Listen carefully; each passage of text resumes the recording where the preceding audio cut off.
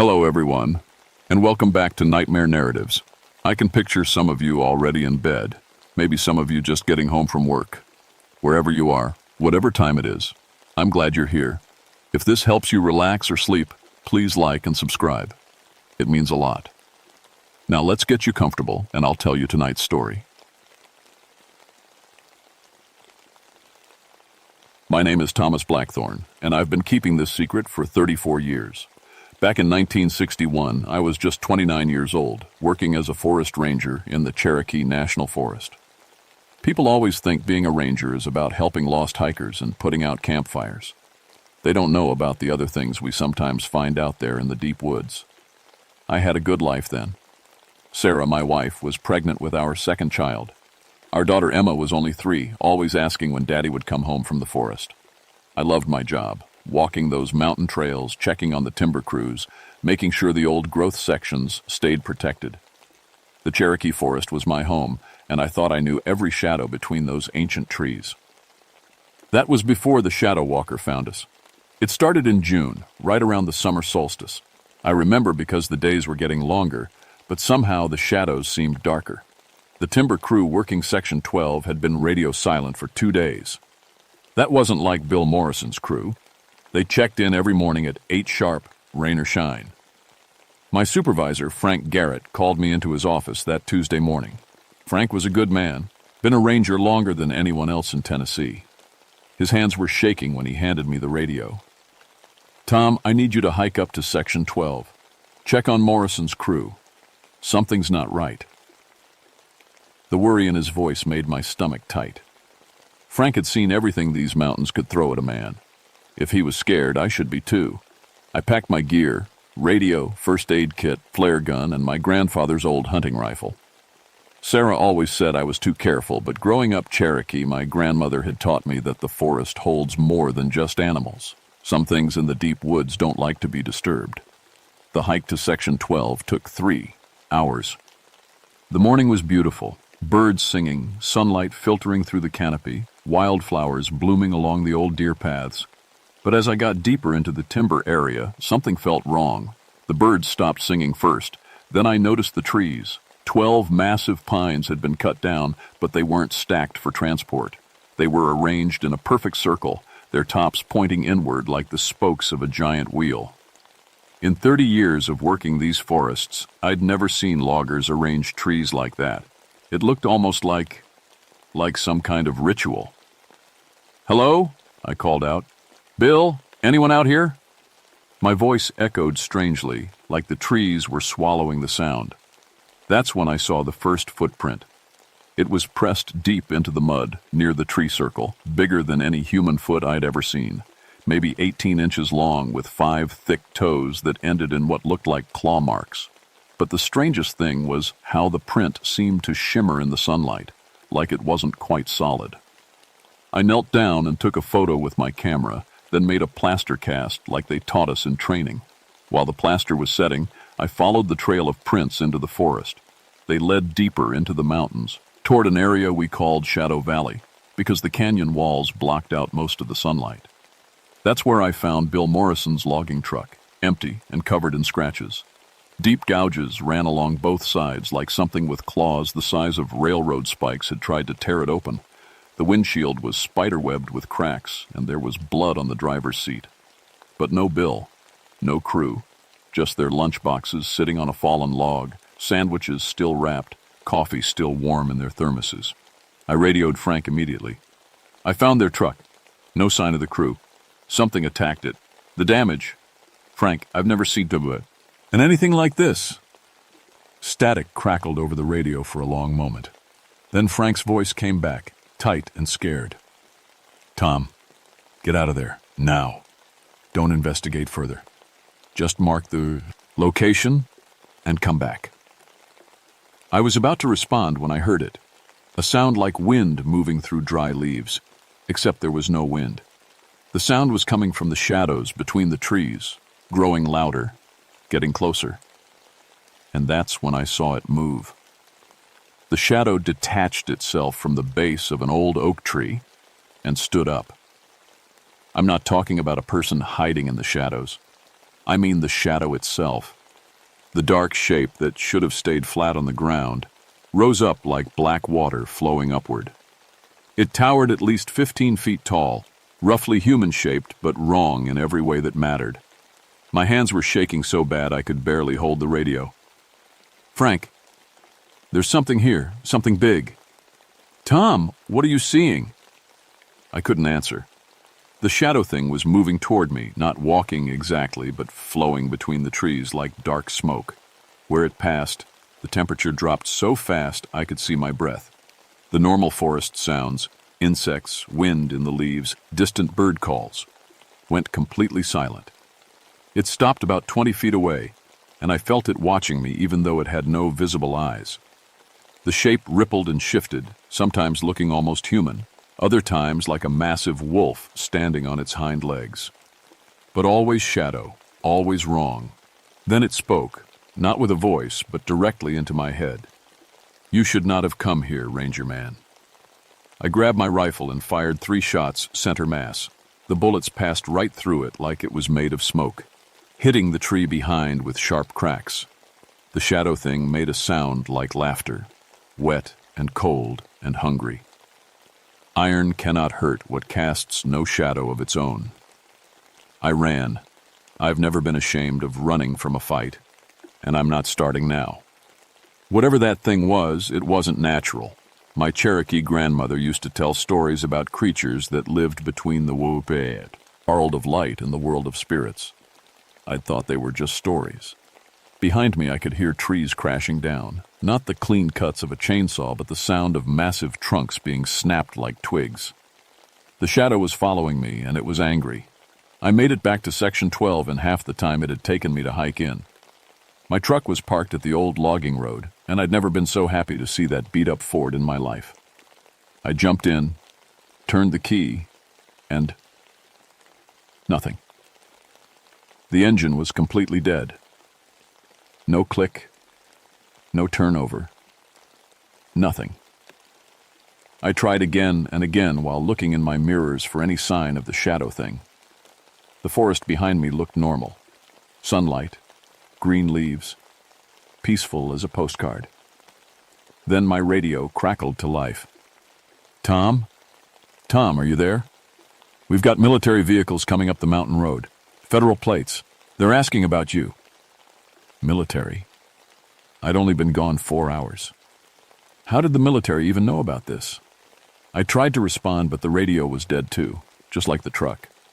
I popped the hood and checked the engine. Everything looked normal, but it was like something had drained all the electrical power. That's when I noticed the photographs I'd taken earlier were scattered on the ground next to my truck. I picked them up, and my blood went cold. The photos of the footprint were completely black, like I'd opened the camera in bright light. But around the edges, I could just make out normal forest details. Whatever I'd photographed, it didn't want to be recorded. I heard vehicles coming up the mountain road, big diesel engines, multiple trucks. Through the trees, I could see olive green canvas covers and men in military uniforms. They moved with the kind of precision that meant this wasn't their first time dealing with something like this. A woman in a lab coat stepped out of the lead vehicle. She was young, maybe early 30s, with blonde hair pulled back and intelligent eyes behind wire-rimmed glasses. Behind her came a man in an Army colonel's uniform, tall and thin with gray at his temples. "Ranger Blackthorn?" The woman approached with her hand extended. "I'm Dr. Helen Kane, Department of Defense Research Division. This is Colonel Morrison. We understand you've encountered something unusual." I stared at them. "How did you know to come here? I only called this in an hour ago." The colonel smiled, but it didn't reach his eyes. "We've been monitoring unusual activity in this area for several weeks. The missing logging crew was just the latest incident." "Latest incident? What other incidents?" Dr. Kane opened a thick file folder. 3 hunting parties have disappeared in this area over the past month. 2 hikers found dead with injuries that don't match any known animal attack patterns. And yesterday, a family camping at Devil's Creek reported seeing a moving shadow that chased them back to their car. She showed me photographs that made my stomach turn. The hunters had been torn apart, but not like a bear or mountain lion would do it. These looked like the work of something intelligent, something that enjoyed causing fear. We believe you've encountered what our research division calls an unknown biological entity, Dr. Kane continued, possibly a surviving member of a species previously thought to be mythological. Colonel Morrison stepped forward. Ranger Blackthorn, I'm going to be direct. We need your help. You know these woods better than anyone, and you've seen the entity and survived. That makes you valuable. I need to report back to my supervisor. My family is expecting me home tonight. The colonel's expression hardened. I'm afraid that's not possible. This area is now under federal jurisdiction for reasons of national security. Your supervisor has been informed that you're assisting with a classified operation. My hands clenched into fists. You can't just... We can, and we are. He handed me a document with official seals and signatures. You're now a temporary consultant for Project Shadowwalker. Dr. Kane will explain what we need from you. Dr. Kane led me to a mobile laboratory they'd set up in the back of one of their trucks. Inside were computers, scientific equipment, and dozens of photographs pinned to a corkboard. Photos of massive footprints, damaged trees, and dark shapes that looked like they'd been taken in bad lighting. We've been tracking this creature for 3 months, she explained. It seems to be territorial, claiming an area of roughly 50 square miles centered on Shadow Valley. It only hunts during new moon periods, and it appears to have some kind of dimensional properties. Dimensional? She pointed to a series of photographs taken in sequence. They showed a large shadow moving across a clearing, but in the third photo, the shadow simply vanished. Not because it moved out of frame, but because it seemed to sink into the ground like water. We think it can travel through shadows themselves, using them as a kind of highway. That would explain how it can appear and disappear so quickly, and why victims are found miles apart with no trail between attack sites. I studied the photos, thinking about what I'd seen. The thing I encountered, it spoke to me, in my head. Dr. Kane's eyes lit up. Telepathic communication? That fits with reports from other survivors. It seems to enjoy psychological warfare as much as physical attacks. Colonel Morrison joined us in the lab. Which brings us to why you're here, Ranger. We need to capture this creature alive. Capture it? Are you insane? That thing killed 12 men. 12 men who weren't prepared for what they were facing, the colonel replied. We have equipment, weapons, and most importantly, we have knowledge. This entity represents a potential breakthrough in biological warfare. Imagine soldiers who could travel through shadows, who could appear behind enemy lines without warning. The casual way he talked about weaponizing the creature that had killed Bill Morrison and his crew made me sick. These weren't scientists trying to understand something new. They were military researchers looking for the next way to kill people. But I was trapped. They had the legal authority, and more importantly, they had guns. What exactly do you need me to do? Dr. Kane smiled. Guide us to its territory. Help us understand its behavior patterns, and if necessary, serve as bait. We spent the next 2 days setting up a base camp at the edge of Shadow Valley. The military brought in enough equipment to supply a small army, motion sensors, infrared cameras, floodlights, and weapons I didn't recognize. Dr. Kane's team set up monitoring stations throughout the forest, trying to track the creature's movements. I led them to every location where I'd found evidence. The tree circle, the damaged truck, the impossible footprints. Dr. Kane documented everything with scientific precision, taking measurements and samples like she was studying a new species of butterfly instead of something that had already killed 15 people. The colonel's men were different. They moved through the forest like hunters, always watching the shadows, always ready for a fight. Their leader was a sergeant named Martinez, a tough man from Texas who'd served 3 tours in Korea. He was the only one who seemed to understand what we were really dealing with. Sir, he told Colonel Morrison on our second day, my men are getting spooked. Last night, Rodriguez swore he saw something moving in his tent shadow. And Williams won't sleep without all the lights on. Psychological warfare, the colonel replied dismissively. The creature is trying to break our morale. We won't let it. But I could see the fear in their eyes. These were trained soldiers, men who'd faced human enemies in combat. They weren't prepared for something that could step out of their own shadows. That night, it struck again, when I was in my sleeping bag near the main camp when screaming woke me up. Not the scream of someone who was hurt, the scream of someone who was absolutely terrified. I grabbed my flashlight and ran toward the sound. It was coming from Sensor Station 3 about half a mile into the valley.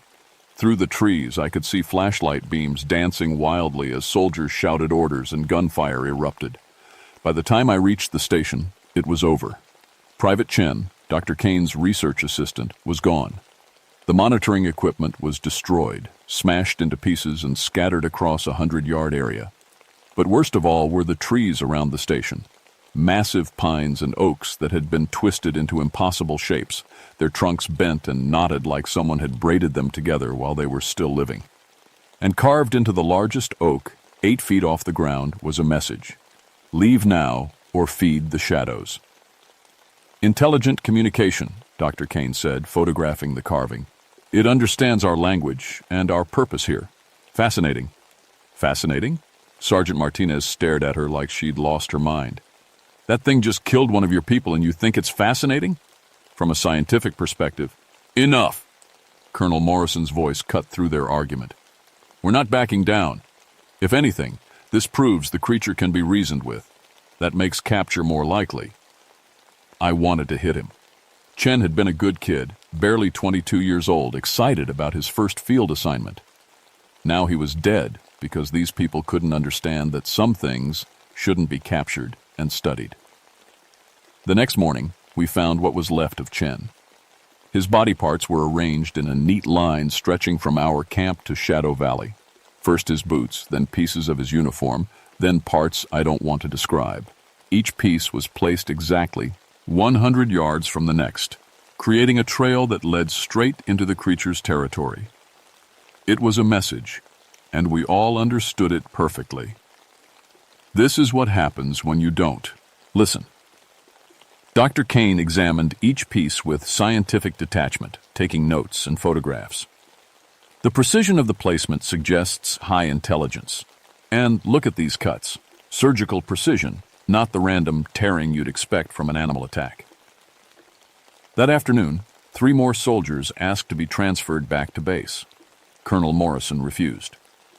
"No one leaves until the mission is complete." That's an order. By the 4th day, half the team was showing signs of what Dr. Kane called shadow syndrome: paranoid behavior, fear of darkness, and reports of seeing movement in their peripheral vision. 2 soldiers had stopped sleeping entirely. I tried reasoning with the colonel.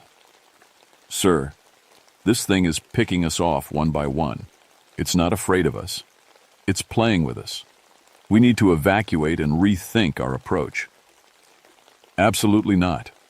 We're close to a breakthrough. Dr. Kane believes she's identified the creature's hunting patterns." Dr. Kane showed me her research charts. "It only attacks during certain lunar phases and always in areas with dense tree cover. If we can predict where it will appear next, we can be ready with containment equipment." "Containment equipment?" She led me to a new truck that had arrived that morning. Inside were what looked like oversized animal cages, but made from some kind of black metal that seemed to absorb light.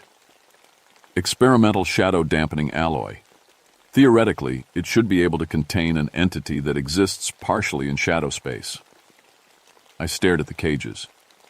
"You want to trap it in there?" "For study, yes. Think of what we could learn. New physics, new biology, possibly even new applications for military technology." That night, the creature came for Dr. Kane. I was on watch duty when I heard her scream from inside her research tent. I ran toward the sound, but the shadow was already there, flowing around the tent like black water, completely surrounding it. Through the canvas, I could see Dr. Kane's silhouette struggling against something much larger. She was trying to use some kind of electronic device, probably one of her experimental weapons, but the shadow thing grabbed her arm and the device went flying. I aimed my rifle at the creature, but stopped. Any bullet that missed would go straight through the tent into Dr. Kane. Instead, I grabbed one of the portable floodlights and aimed it at the tent. The light hit the shadow, and it recoiled like I'd thrown acid on it. The creature released Dr. Kane and flowed backward, away from the bright illumination. For just a moment, in the harsh electric light, I saw its true form. Not entirely shadow, but something solid underneath, like a massive humanoid figure wearing darkness as a cloak. Dr. Kane stumbled out of the tent, her lab coat torn and her face white with terror. In her hand, she clutched a small recording device. "It spoke to me," she whispered. "It told me things. Things about what it wants to do to all of us." Colonel Morrison grabbed the recorder. "What did it say?" Dr. Kane's hands were shaking as she rewound the tape. When she pressed play, we heard her terrified voice, then something else. A sound like wind mixed with whispers, but forming words. "You study shadows, bright woman. Soon you will become one. Feed me your fear, feed me your flesh, and I will show you the darkness between stars." The colonel smiled. "Perfect. We have proof of intelligence, proof of communication ability. This creature will revolutionize warfare." I couldn't take it anymore. 15 people are dead. It's not a weapon, it's a predator, and we're the prey. "That's enough, Ranger." The colonel's voice was ice cold. "You're either with this mission, or you're relieved of duty. Which is it?" I looked around at the remaining team members. 6 soldiers who were terrified out of their minds. Dr. Kane, who was clearly traumatized but still obsessed with her research, and a colonel who saw dead Americans as acceptable losses in his quest for a new weapon. "I'm with the mission," I lied. Because I'd made a decision. If these people wouldn't listen to reason, I'd have to stop them another way. That night, I did something I've regretted every day since. I snuck out of camp and hiked to the nearest Cherokee community, a small settlement about 10 miles east where my grandmother's sister, Mary Sequoia, still lived. Mary was 93 years old, one of the last people who remembered the old stories from before the white settlers changed everything. If anyone knew how to deal with the shadow walker, it would be her. I found her sitting on her porch, like she'd been waiting for me. "Tommy Blackthorn," she said in Cherokee. "I've been expecting you. The shadows have been restless for days." I told her everything. The dead loggers, the military team, the creature that could travel through shadows. She listened without interrupting, nodding like nothing I said surprised her. "The shadow walker," she finally said. "My grandmother saw one during the Trail of Tears. It followed our people west, feeding on the fear and death of the forced march. We thought it died when we performed the binding ceremony, but some things are too old to truly die. They just sleep until they're awakened again." Mary went into her house and returned with a leather pouch filled with what looked like black sand. "Sacred ash from fires that burned before your people came to this land. It can hurt the shadow walker, make it solid enough to kill. Why are you helping me?" Her ancient eyes fixed on mine. "Because your people have no idea what they're playing with. They want to capture it, study it, use it as a weapon. But the shadow walker doesn't serve anyone. It only feeds, and once it's fed enough, it will call others." Others? The thought of more creatures like this one made my blood freeze. How many others? As many as there are shadows in the world. I took the pouch of sacred ash and started back toward camp, but Mary called after me. "Tommy, the binding ceremony requires a life. Someone has to stay behind to complete it. Someone has to choose to become the guardian, keeping the creature locked in this place until the end of time." I nodded, understanding what she meant. Someone would have to die to stop this thing. I made it back to camp just before dawn, but something was wrong. The guards were gone from their posts, and several tents had been torn open from the inside. I found Colonel Morrison in his command tent, sitting at his field desk with a radio microphone in his hand. "Sir, what's the situation?" He looked up at me, and I saw immediately that something had changed. His eyes were completely black, like pools of shadow, and when he smiled, his teeth looked sharp. "The situation, Ranger Blackthorn, is under control. Dr. Kane has made remarkable progress in her communication experiments." "Where is Dr. Kane?" "Right here," came her voice from behind me. I turned and saw her emerging from the shadows at the back of the tent. But like the colonel, her eyes had gone black, and her skin had taken on a grayish tint, like she was becoming Shadow herself.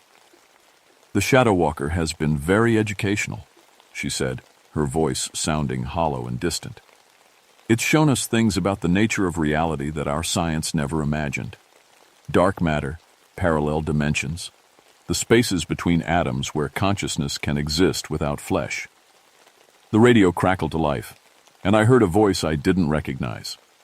"Shadow Walker Base, this is Pentagon Command. Dr. Kane's preliminary reports are extremely promising. We're sending additional research teams to expedite the project. More teams, more people for this thing to kill or corrupt." I keyed the radio myself. "Pentagon Command, this is Ranger Blackthorn. The situation here has gone beyond control. The entity has compromised the research team. Request immediate evacuation and nuclear sterilization of the area." Silence. Then, "Ranger Blackthorn, you are relieved of duty and ordered to surrender to Colonel Morrison immediately." The colonel stood up, and I realized he was taller than before, at least 7 feet, with arms that stretched too long and fingers that ended in claws. "You really shouldn't have interfered, Tom," he said, his voice now carrying the same whisper quality I'd heard from the creature. "We were having such productive discussions about military applications." Dr. Kane moved to block the tent entrance. "The Shadow Walker has agreed to serve our country's interests. All it asks in return is feeding rights on enemy populations. Imagine, we could eliminate entire cities without ever firing a shot." They were both completely insane, or possessed, or transformed into something that wasn't human anymore. I reached into my pocket and grabbed a handful of Mary's sacred ash. "This stops now." I threw the ash at Dr. Kane first. Where it hit her, she screamed, and dark smoke poured from her skin like she was burning from the inside. She collapsed, writhing on the ground as the shadow infection was torn away from her. Colonel Morrison lunged at me with inhuman speed, but I managed to dump the rest of the ash over his head. He fell backward, making a sound like wind through a graveyard, and I could see the real man underneath as the shadow influence was burned away. But the damage was done. Through the tent flap, I could see the Shadow Walker itself approaching camp, not hiding anymore, not playing games. It flowed between the trees like a black river, 15 feet tall and radiating cold that froze my breath. "You have chosen poorly, Ranger Man. Now you will watch your loved ones feed my hunger."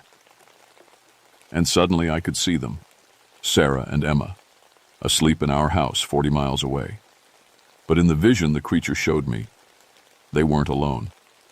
Shadow shapes moved through our hokus. Me, flowing under doors and through windows, reaching for my family with claws like midnight. "No!" I grabbed every flare I could find and ran outside. The remaining soldiers were scattered around the camp, some dead, others transformed like the colonel had been. The creature towered over everything, no longer hiding its true nature. It was ancient and hungry and absolutely evil. I fired every flare straight up into the air, turning the night into day with red emergency light. The Shadow Walker recoiled from the brightness, becoming more solid, more vulnerable. Then I started setting fires. I used gasoline from the generators, lighter fluid from the camp stoves, anything that would burn bright and hot. The creature screamed as flames spread through its territory, destroying the shadows it used for travel and refuge. "You cannot burn all the darkness in the world, little man, and when these flames die, I will find you. I will find your family. I will make their deaths last for days." "Maybe," I said, pulling out the last of Mary's sacred ash, "but I can make sure you never leave this valley." I began the binding ceremony the way Mary had taught me, spreading the ash in a perfect circle around the creature's position. With each handful I threw, the Shadow Walker became more solid, more trapped in our dimension. The circle was almost complete when I realized what I had to do to finish it. Mary had been right. The binding required a life. Someone had to stay inside the circle with the creature, holding it in place forever. Someone had to become the guardian. I thought about Sarah and Emma sleeping safely at home. I thought about all the other families who would be safe if this thing never escaped Shadow Valley. I stepped inside the circle and threw the last handful of ash. The Shadow Walker lunged at me with claws like razors, but the binding circle held. It was trapped, and so was I.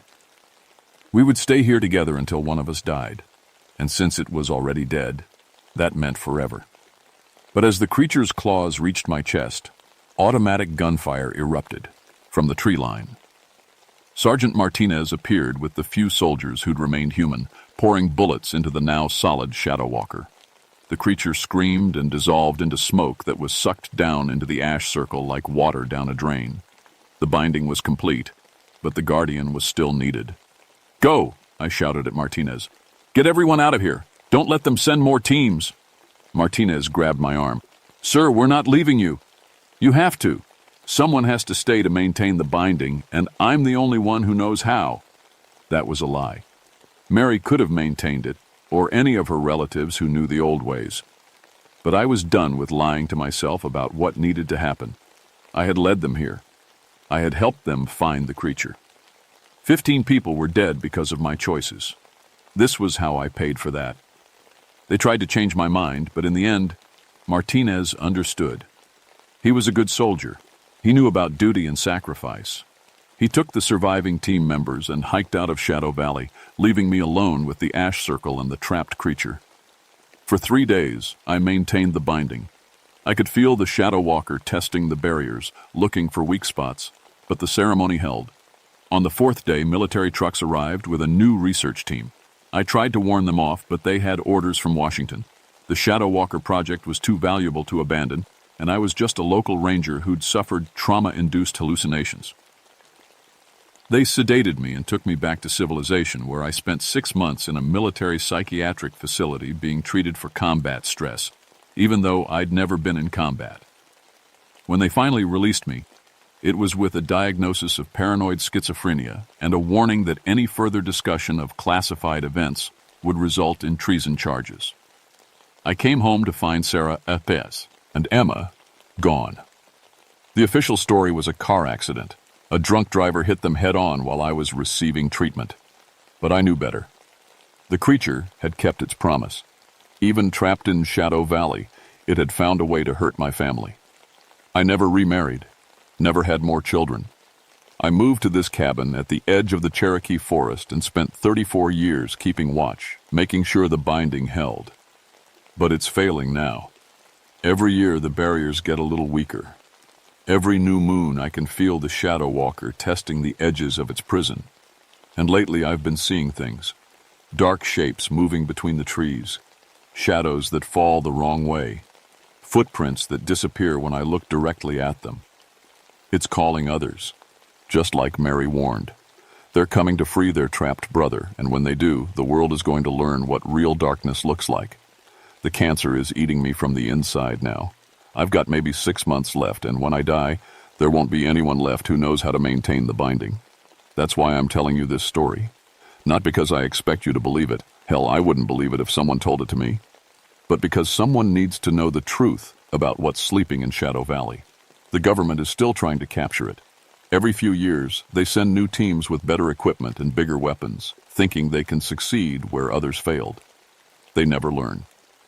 Sometimes, on quiet nights when the wind is blowing from the mountains, I can hear it calling my name, promising revenge for all the years I've kept it trapped, promising that when it gets free, it will find everyone I ever cared about, everyone who ever helped me, everyone who might try to stop it again. The shadows are getting longer these days, and they're starting to move when there's no wind to move them. End of recording. Note found with Thomas Blackthorn's body, October 15, 1995. If you're reading this, I'm dead and the binding has failed. The Shadow Walker is free. Don't try to fight it. You can't win. Don't try to study it. You'll only make it stronger. Just run. Run as far and as fast as you can and pray it doesn't follow you home. Tell my story. Someone needs to remember what happened here. Someone needs to warn the world. The shadows are moving again. T. Blackthorn. P.S. Check the trees around Shadow Valley. If they're arranged in circles, it's already too late.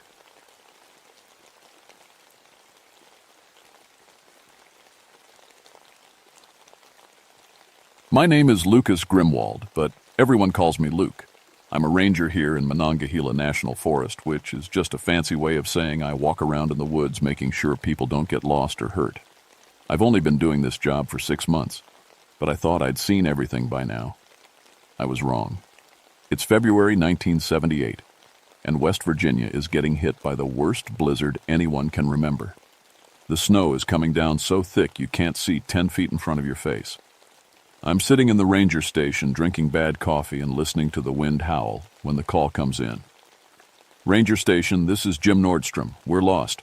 My family and we can't find the trail back. I grab the radio. Mr. Nordstrom, this is Ranger Grimwald. How many people are with you? 4. Me, my wife Sarah, and our 2 kids. Tommy's 12, Lisa's 9.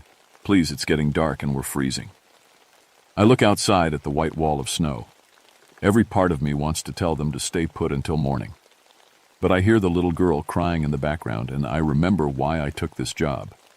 After Vietnam, after all the death I saw there, I wanted to save people instead of watching them die. Okay, Mr. Nordstrom, tell me exactly where you are. He describes their location, near the old mining area about 5 miles north. I pack my gear, medical kit from my army days, flares, rope, extra batteries for the radio. My hands shake a little as I check my rifle. They always shake now, ever since I came back from the war. The doctors call it nerves. I call it remembering. The drive out takes forever. The roads are buried, and twice I almost slide off into a ditch. By the time I park and start hiking, it's almost dark. The snow is up to my knees in some places. Mr. Nordstrom, can you hear me? I call into the radio every few minutes. Nothing but static. The forest feels wrong tonight. Tom, I've been walking these trails for months, and I know how they're supposed to feel. But right now, everything is too quiet. The wind doesn't sound right. And the trees, I know this sounds crazy, but the trees look like they're leaning away from something, like they're scared. I find the first sign after about an hour of walking. It's a backpack dropped in the snow. Pink, with flowers on it. A kid's backpack. I pick it up and something dark and wet stains my glove. Blood. Fresh blood, still warm enough that it hasn't frozen yet. Nordstrom family, I yell. Can anyone hear me? The wind carries my voice away. I follow the blood trail, my heart pounding. The snow is all torn up here like there was a struggle. More blood. A lot more. Then I see the first body. Mrs. Nordstrom is lying face down in the snow. At first I think maybe she fell. Maybe she hit her head. But when I turn her over, I see that half of her is missing. Just gone. Eaten. I've seen dead bodies before. In Vietnam, I saw things that gave me nightmares for years. But this is different. This is worse. Because whatever did this wasn't trying to kill. It was trying to feed. I find the father next, then the boy. Same thing. Torn apart like they were food at a dinner table. The little girl, Lisa. I find her last. She's still holding a stuffed rabbit. I throw up in the snow. I can't help it. That's when I hear it. A sound like breathing, but wrong. Too deep, too hungry. Coming from the trees behind me. I spin around, my rifle up. Who's there? Nothing. Just wind and snow and darkness. But something is watching me. I can feel it the same way I could feel enemy soldiers watching from the jungle. That same cold certainty that you're being hunted. I grab my radio. Station, this is Grimwald. I've found the Nordstrom family. They're all dead. Something killed them. Something big. Static. Station, do you copy? More static. Then my radio dies completely. The batteries should have lasted for hours, but they're just gone, like something sucked the power right out of them. I look down at the tracks and the snow around the bodies. They're huge, bigger than any bear I've ever seen. But they're not bear tracks. They're shaped like human feet, but longer with claws. And they're leading away into the forest. Away from me. No, wait. I follow them with my flashlight, and I realize they make a circle. They go around the bodies, around me, and then they lead back into the trees behind me. Whatever made these tracks walked all the way around me while I was looking at the bodies. It was watching me the whole time. The breathing sound comes again, closer now. I swing my light toward it, and for just a second, I see something moving between the trees. Something tall and thin and wrong. I run. I've been running for maybe 20 minutes when I realize I'm lost. Everything looks the same in this blizzard. White ground, dark trees, white sky. My lungs are burning and my legs feel like rubber, but I keep going because I can hear it behind me. Not footsteps. Something worse. It's the sound of branches breaking, snow crunching, and that breathing. Always that breathing. "Help!" I scream. "Somebody help me!" Nobody answers. Nobody can. The nearest ranger station is 40 miles away, and in this storm, they can't send anyone, even if they knew I needed help. I'm alone out here with whatever killed the Nordstrom family. My flashlight is getting dimmer. I shake it, and it flickers back to full brightness for a second, then dies completely. Now I'm running blind through the dark, with just the white snow to guide me. I trip over something and go down hard. Pain shoots through my knee. I roll over gasping and I see what I tripped on. It's a hand, just a hand, torn off at the wrist, frozen in the snow. I scramble backward and hit a tree. My eyes are adjusting to the dark now, and I can see shapes in the snow all around me. More pieces. An arm here, part of a leg there. This must be an old kill sign. T, from before the Nordstroms. How long has this thing been hunting in my forest? Then I hear a voice. "Luke?" I freeze. That voice. I know that voice. "Luke, where are you? I'm scared." It's Jenny. Jenny Morrison, my girlfriend. She works as a naturalist at the park, teaching kids about plants and animals. We've been dating for 3 months, and I was going to ask her to marry me next week. "Jenny?" I call out. "Jenny, is that you?" "I'm cold, Luke. Please help me." I get up, limping on my hurt knee. "Where are you? Keep talking." "I'm here. I'm right here." Her voice is coming from behind a big cluster of pine trees. I push through the branches, and I see her standing in a small clearing. She's wearing her ranger jacket, but no hat, and her blonde hair is covered in snow. "Jenny, thank God. We need to get out of here. There's something..." I stop. Something's wrong. Jenny isn't moving right. She's just standing there, perfectly still, in the middle of a blizzard. Not shivering, not even blinking. "Come closer, Luke," she says. But her mouth doesn't move right when she talks. The words don't match her lips. "Jenny?" She smiles. Her teeth look too long. "Come closer." I take a step back. "You're not Jenny." The thing wearing Jenny's shape tilts its head. Then it opens its mouth wide, wider than any human mouth should open, and it screams. Not with Jenny's voice, with something else. Something ancient and hungry and full of hate. I shoot it. I don't even think about it. My rifle comes up and I pull the trigger 3 times. The shots are so loud they make my ears ring. The thing staggers backward. I see the bullets hit it. Chest, shoulder. Dark blood that looks black in the snow. But it doesn't fall down.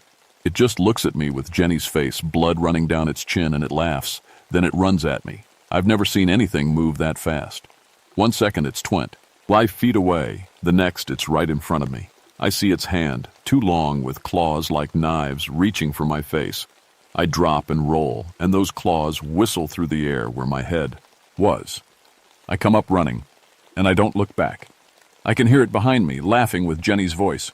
"Luke, don't run! Luke, I love you!" I crash through the forest like a scared animal. Branches hit my face. Snow gets in my eyes. My hurt knee is screaming with every step. But I don't stop. I can't stop. I see a light ahead. A building. The old mining cabin. I remember it from my training. It's been abandoned for 20 years, but right now, it looks like heaven. The door is locked. I slam into it with my shoulder, and pain explodes through my arm, but the door doesn't budge. Behind me, I hear it coming through the trees. "Luke, why are you running from me?" I shoot the lock. The wood splinters and the door swings open. I throw myself inside and slam it shut, then drag a heavy table in front of it. The cabin is dark and smells like old wood and rust. My flashlight is dead, but there's enough moonlight coming through the broken windows for me to see a little. Old mining equipment everywhere. A table with a lantern on it, shelves with cans of food and bottles. I find matches and light the lantern. Warm yellow light fills the cabin. Something hits the door so hard the whole building shakes. I hear that breathing again right outside. "Let me in, Luke! Go away!" I scream. "You're not Jenny! You're not her!" Silence. Then a different voice. A man's voice. Older. Rough. "Help me, please! It's eating me! It's eating me alive!" Mr. Nordstrom's voice. "Please, God, help me!" I put my hands over my ears, but I can still hear it. It cycles through voices now. Mrs. Nordstrom, the little boy, the girl. All of them begging me for help. All of them screaming. Then it stops. Complete silence except for the wind. I wait. My rifle pointed at the door, barely breathing. Minutes pass. Maybe it left. Maybe it gave up. Something scrapes across the roof. Slow and deliberate, like it's walking. Gee, up there. Back and forth, claws on wood. Then I hear it on the walls. Scratching, tapping, testing every board, every window, every crack, looking for a way in. I back into the corner and slide down until I'm sitting on the floor. My whole body is shaking. I want to pray, but I can't remember how. I haven't prayed since Vietnam, since I stopped believing God was listening. That's when I see the journal on the table. The journal is old, the cover stained and warped from water damage. I open it with shaking hands. The first page has a name written in pencil. Thomas Bradley, 1952. I start reading by the light of my lantern. March 15th, 1952. Been working the mine for 3 weeks now. Good silver vein. Should make me rich. My partner Jake says I'm crazy for working alone out here, but I like the quiet. March 30th, 1952. Something wrong with Jake. He hasn't eaten in 2 days. Says he's not hungry, but he looks at me funny, like I'm food. April 2nd, 1952. Jake tried to kill me last night. Had to hit him with a shovel. He ran off into the woods. I'm scared. April 5th, 1952. It's not Jake anymore. Something happened to him. He came back last night and stood outside the cabin. Looked like Jake, but taller, thinner, wrong. He called my name all night in different voices. I didn't let him in. My hands are shaking so bad I can barely turn the pages. April 8th, 1952. It killed the Henderson family. Found their bodies this morning. I tried to help, but it was too late. It's hunting now. It's always hungry. April 12th, 1952. I'm out of food, out of bullets. It knows. It's waiting. I can hear it breathing on the roof. April 14th, 1952. This is my last entry. If anyone finds this, the creature was once a man. Fire doesn't work. Bullets don't work. Only the heat kills it. Extreme heat. The mining furnace down below, that's the only way. But you have to trap it. You have to make it follow you down. It's breaking through the roof now. I can hear the boards cracking. I hope whoever reads this has better luck than me. The entry ends there. I flip through the rest of the pages, but they're all blank. On the roof, something starts tearing at the boards. I hear wood splintering. I look around the cabin desperately. There's a trapdoor in the floor. Must lead down to the mine tunnels. Maybe I can hide down there. Or maybe I can find this furnace Bradley wrote about. But then I see something on the shelf that changes everything. Old mining explosives, the kind they use to blast through rock. 6 sticks of dynamite wrapped in wax paper. After 26 years, they might not work. But they're all I have. The ceiling caves in with a crash. Snow and broken wood rain down, and I see it for the first time in full light. It's not pretending to be Jenny anymore. Now I see what it really is. 12 feet tall, thin, like it's starving but covered in ropey muscles. Skin that looks gray and dead, stretched tight over bones. Its hands and feet are too long, ending in black claws. But the worst part is the head. It has a human skull, but the jaw is huge, full of teeth like broken glass. And the eyes. Empty black holes that stare right through me. The Wendigo. I know what it is now. I remember the stories from my training. The legends the old rangers told. A creature born from cannibalism and winter, always hungry, never satisfied. It drops down through the hole in the roof and lands on the cabin floor. The whole building shakes. We stare at each other for one long second. Then I grab the dynamite and run for the trapdoor. I yank it open and throw myself down into darkness. I hit the ground hard, maybe 8 feet down, and roll. My lantern smashes, plunging everything into black. Behind me, I hear the Wendigo drop down into the tunnel. Its breathing echoes off the rock walls. I run blind, hands stretched out in front of me, feeling my way along the rough stone. The tunnel slopes down, getting colder. I can smell old earth and rust and something else. Something rotten. The breathing is getting closer. My hand touches something in the dark. I stop, feeling it carefully. A stack of something smooth and round. I pull out my matches and strike one. Bones, human bones, stacked like firewood against the tunnel wall. Dozens of them, maybe hundreds. The match burns my fingers and I drop it. Darkness again. I keep moving, faster now, not caring when I bang into walls or trip over rocks. The tunnel branches and I take the left path without thinking. Then it branches again and I go right. I'm lost in a maze underground with that thing hunting me. Then I see light ahead. Not much, just a dim red glow. I stumble toward it and find myself in a large chamber. Old mining equipment is scattered everywhere, and in the middle of the room is a huge brick furnace, cold and dead. This must be what Bradley meant, this furnace. But how do I heat it? There's no wood, no coal, just rust and old metal and... Wait. The dynamite. If I could get the Wendigo in here and then blow the dynamite inside the furnace, the explosion would be contained. The heat would be intense, concentrated in this small space. It might work. It has to work. I hear it entering the chamber behind me. That wet, hungry breathing. I turn around slowly. It's standing in the tunnel entrance, bent over because the ceiling is too low. In the dim red light from the furnace, it looks even more terrible. I can see old blood on its mouth, on its claws. Why? I ask. My voice cracks. Why are you doing this? It tilts its head, studying me. Then it speaks. Not with stolen voices this time, but with its own, a sound like wind through dead trees. Hungry, it says. Always hungry. You were a man once. Bradley's journal said so. You were Jake. Jake is gone. Only hunger remains. It takes a step toward me. I back up until I feel the cold brick of the furnace behind me.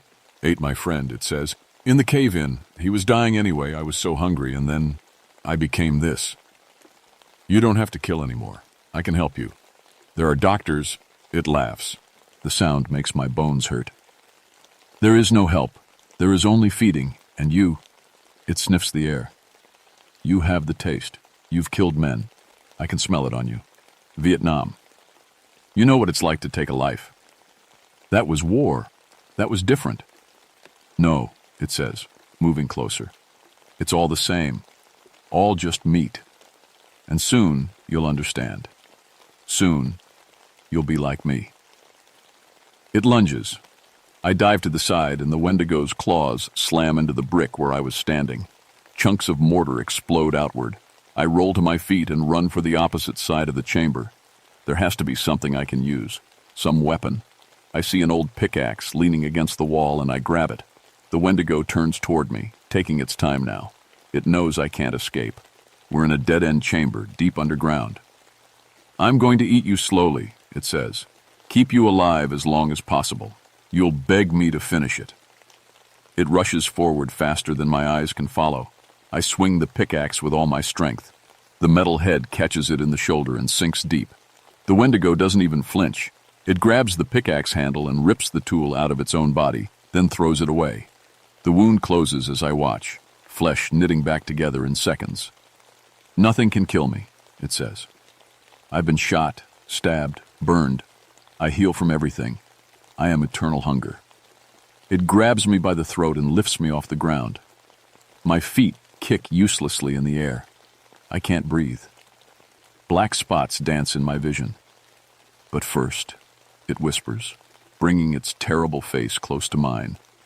I want you to feel what I feel. The hunger. The need.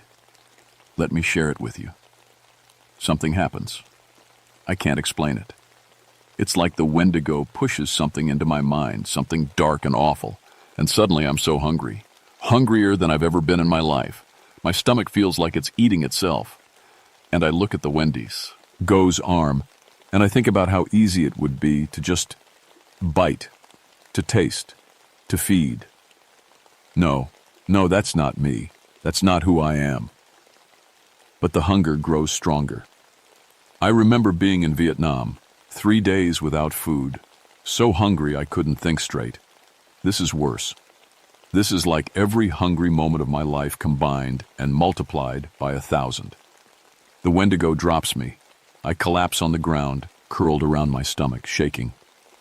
Feel it, it says softly. The hunger that never ends. The need that consumes everything. This is what I live with every second of every day. I look up at it, tears streaming down my face. Please, make it stop. There's only one way to stop it. Feed. It reaches down and picks up something from the ground. One of the bones from the tunnel. A human arm bone. Eat, it commands, holding the bone out to me. And God help me, I want to. Part of me, some animal part that's stronger than my will, wants nothing more than to grab that bone and gnaw on it until the hunger stops. I close my eyes. I think about Jenny. Real Jenny, not the monster's imitation. I think about how she smiles when she sees a bird she likes, how she cries during sad movies, how she holds my hand when I have nightmares about the war. No, I whisper. What? No, I shout it this time, and I open my eyes. I'm not you. I won't become you. The Wendigo's face twists with rage. Then you'll die hungry!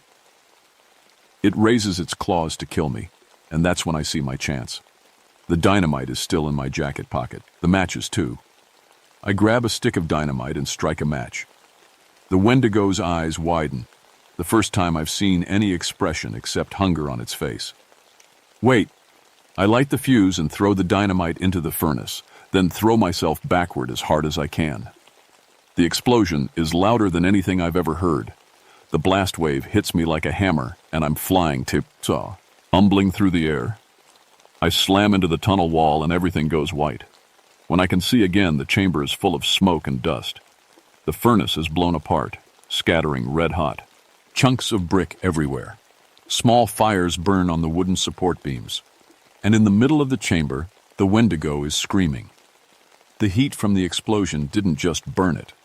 The creature is melting like a candle. Its skin bubbles and runs. It claws at itself, trying to stop the damage, but its hands are melting too. No! It shrieks. No, not like this.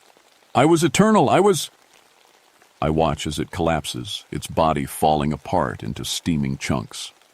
The smell is horrible, like burning meat and rotten eggs. But I'm not done. I grab the remaining dynamite from my pocket. 5 sticks left. I light them all at once and throw them onto the Wendigo's dissolving body. The second explosion is bigger. The tunnel shakes and cracks appear in the walls. Rocks start falling from the ceiling. The mine is collapsing. I run. The hunger that the Wendigo put in my mind is fading now, but I'm still weak. My legs barely work. Behind me, I hear the main chamber cave in with a roar like thunder. I see light ahead, the trapdoor to the cabin. I pull myself up through it and stumble out into the snow. The cabin floor is shaking. With the last of my strength, I run outside. Behind me, the entire cabin collapses as the mine underneath it gives way. Snow and dust billow up in a huge cloud. I fall to my knees in the snow, gasping. The blizzard has stopped. The moon is out, bright and cold and clean. It's over. They found me 3 days later. I don't remember much about those 3 days. I remember being cold, I remember the hunger slowly fading, leaving me empty. I remember drawing shapes in the snow with a stick, the same shape over and over. The Wendigo's face. The rescue team said I'd lost 40 pounds. They said my body temperature was 10 degrees below normal and they couldn't figure out why. They asked me what happened, where the Nordstrom family was, what happened to Jenny. I told them about the blizzard, about finding the bodies, about the cave-in at the old mine. I didn't mention the Wendigo. Who would believe me? They found Jenny's body a week later, or what was left of it. Her jacket had been hanging on a tree branch like a flag. The official report said she was killed by a bear. There are no bears in West Virginia that big, but nobody questioned it. People see what they want to see. I spent 2 weeks in the hospital. The doctors ran every test they could think of. They couldn't explain my low body temperature or why I'd lost so much weight so fast. They definitely couldn't explain why I wouldn't eat meat anymore. Couldn't even look at it without feeling sick. They sent me to see a psychiatrist, Dr. Morrison, no relation to Jenny. She said I had PTSD from finding the bodies. Said the trauma of seeing all that death combined with my experiences in Vietnam had caused a mental break. Maybe she was right. Maybe I imagined the whole thing. Maybe there was never any Wendigo, just a bear or a mountain lion, and my mind turned it into a monster because that was easier to understand than random animal violence. But I don't think so. Because 3 months after I got out of the hospital, I went back to the collapsed mine. I had to see it in daylight, had to prove to myself it was really over. The cabin was gone, swallowed by the earth. The whole area was cordoned off, dangerous ground, unstable tunnels underneath. Nobody was allowed near it anymore. I stood at the edge of the collapse and I looked down into the darkness. And I swear I heard something down there, just for a second. Breathing. I don't work as a ranger anymore. I couldn't go back to those woods, couldn't walk those trails knowing what might be out there. I got a job at a hardware store in town. It's quiet work, safe, but sometimes, late at night, I still feel it. That hunger the Wendigo put in my mind. It's faint now, barely a whisper, but it's there, always there. And sometimes I wonder, did I really kill it? Or did I just wound it, bury it under tons of rock where it sits in chud? The darkness, healing, waiting. Last week I heard on the news that some hikers went missing in Monongahela National Forest. A family of 3. They found the father's body 2 days ago. He'd been partially eaten. The news said it was a bear attack. But I know better. I called the ranger station and told them to check the old mining area to make sure the collapse hadn't opened up any new tunnels. The ranger I talked to, young kid, new on the job, he laughed and said I was worrying over nothing. Those old mines are sealed up tight, he said. Nothing's getting out of there. I didn't argue. What could I say? That there's a monster in the woods that eats people? That it was once a man who committed the ultimate sin and became something inhuman? That it can't be killed, only buried, and even then maybe not for long? He wouldn't believe me. Nobody would. So I just thanked him and hung up. And then I went to my closet and got out my old rifle from Vietnam. I cleaned it, oiled it, loaded it. Not that bullets will stop the Wendigo, I know that now. But having it makes me feel better. Because if the hunger ever gets too strong, if I ever feel myself starting to change like Jake did, like the Wendigo wanted me to, well, bullets might not stop a Wendigo, but they'll stop a man. I keep the rifle by my bed now, just in case. And every night before I sleep, I check to make sure my doors are locked. I listen to the wind outside my window. I wait for the sound of breathing that doesn't belong to me. So far, I haven't heard it, but I know I will, someday. Because the thing about hunger is that it never really goes away. It just waits, patient, eternal. And in the cold places of the world, in the deep woods where people don't go, it walks alone. Always hungry, always hunting, always waiting for the next person who gets lost in the snow.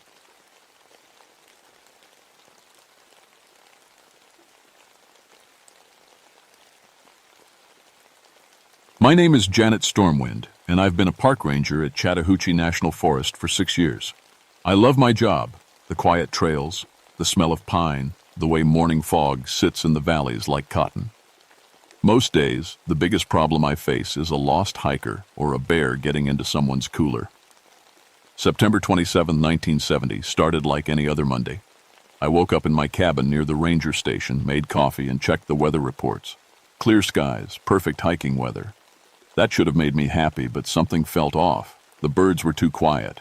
Even the squirrels seemed nervous. I was Cherokee on my grandmother's side, though I never knew much about that part of my family. Grandma died when I was little, and my mom didn't like talking about it. All I knew was that our family came from somewhere around here, back before the government forced everyone to leave in 1838.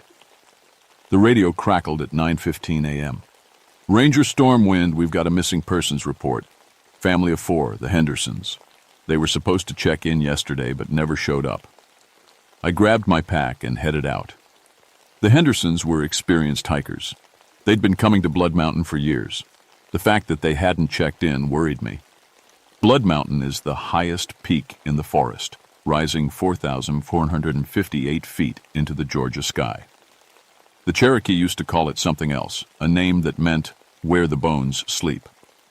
White settlers renamed it after some battle happened up there long ago. Nobody remembers which battle or when exactly, just that a lot of people died. I found their campsite around noon. The tent was still up, sleeping bags laid out, food hanging properly in a bear bag, coffee pot sitting on the cold fire ring like they'd just stepped away for a minute. But there were no people. "Hello?" I called out. "Henderson family? It's Park Ranger Stormwind." Nothing. Just wind through all the pines. That's when I noticed the bones. Small pieces, scattered around the campsite like someone had dropped them. I picked one up. It was white, polished almost, and it looked human. A finger bone, maybe. My stomach turned cold. I'd seen animal bones before. Deer, rabbits, even bear. This was different. These bones were too clean, too white, like someone had boiled them and scrubbed them until they shined. I followed a trail of bone fragments into the woods. Every 10 feet or so, another small piece. The trees got thicker, the light got dimmer, and then I noticed the footprints. They started normal, hiking boot treads pressed into the dirt. But as I followed them deeper into the forest, something changed. The prints got stranger, lighter.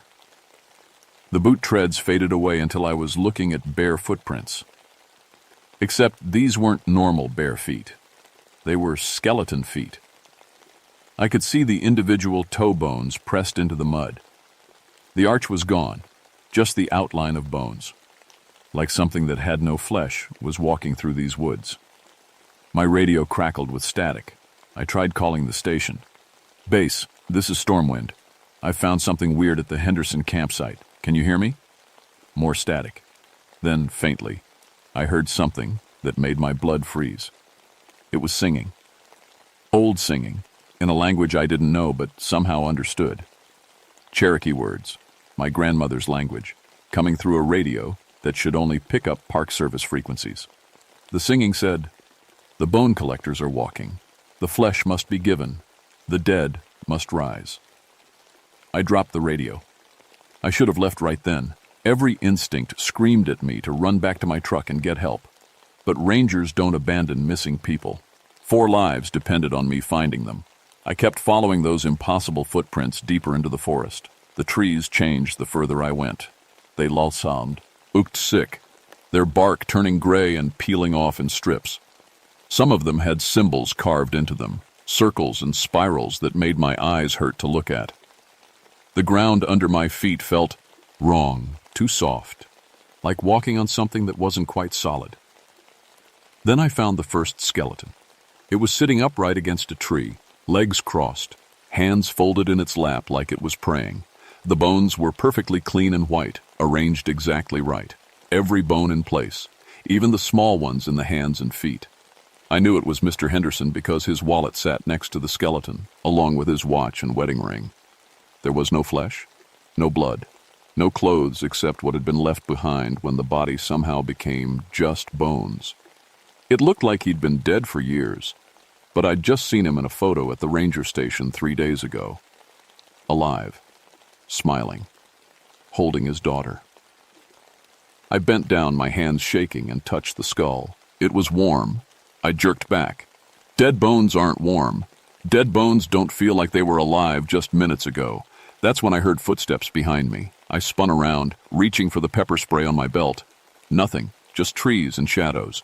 But I could feel something watching me. Something old and patient. "Hello?"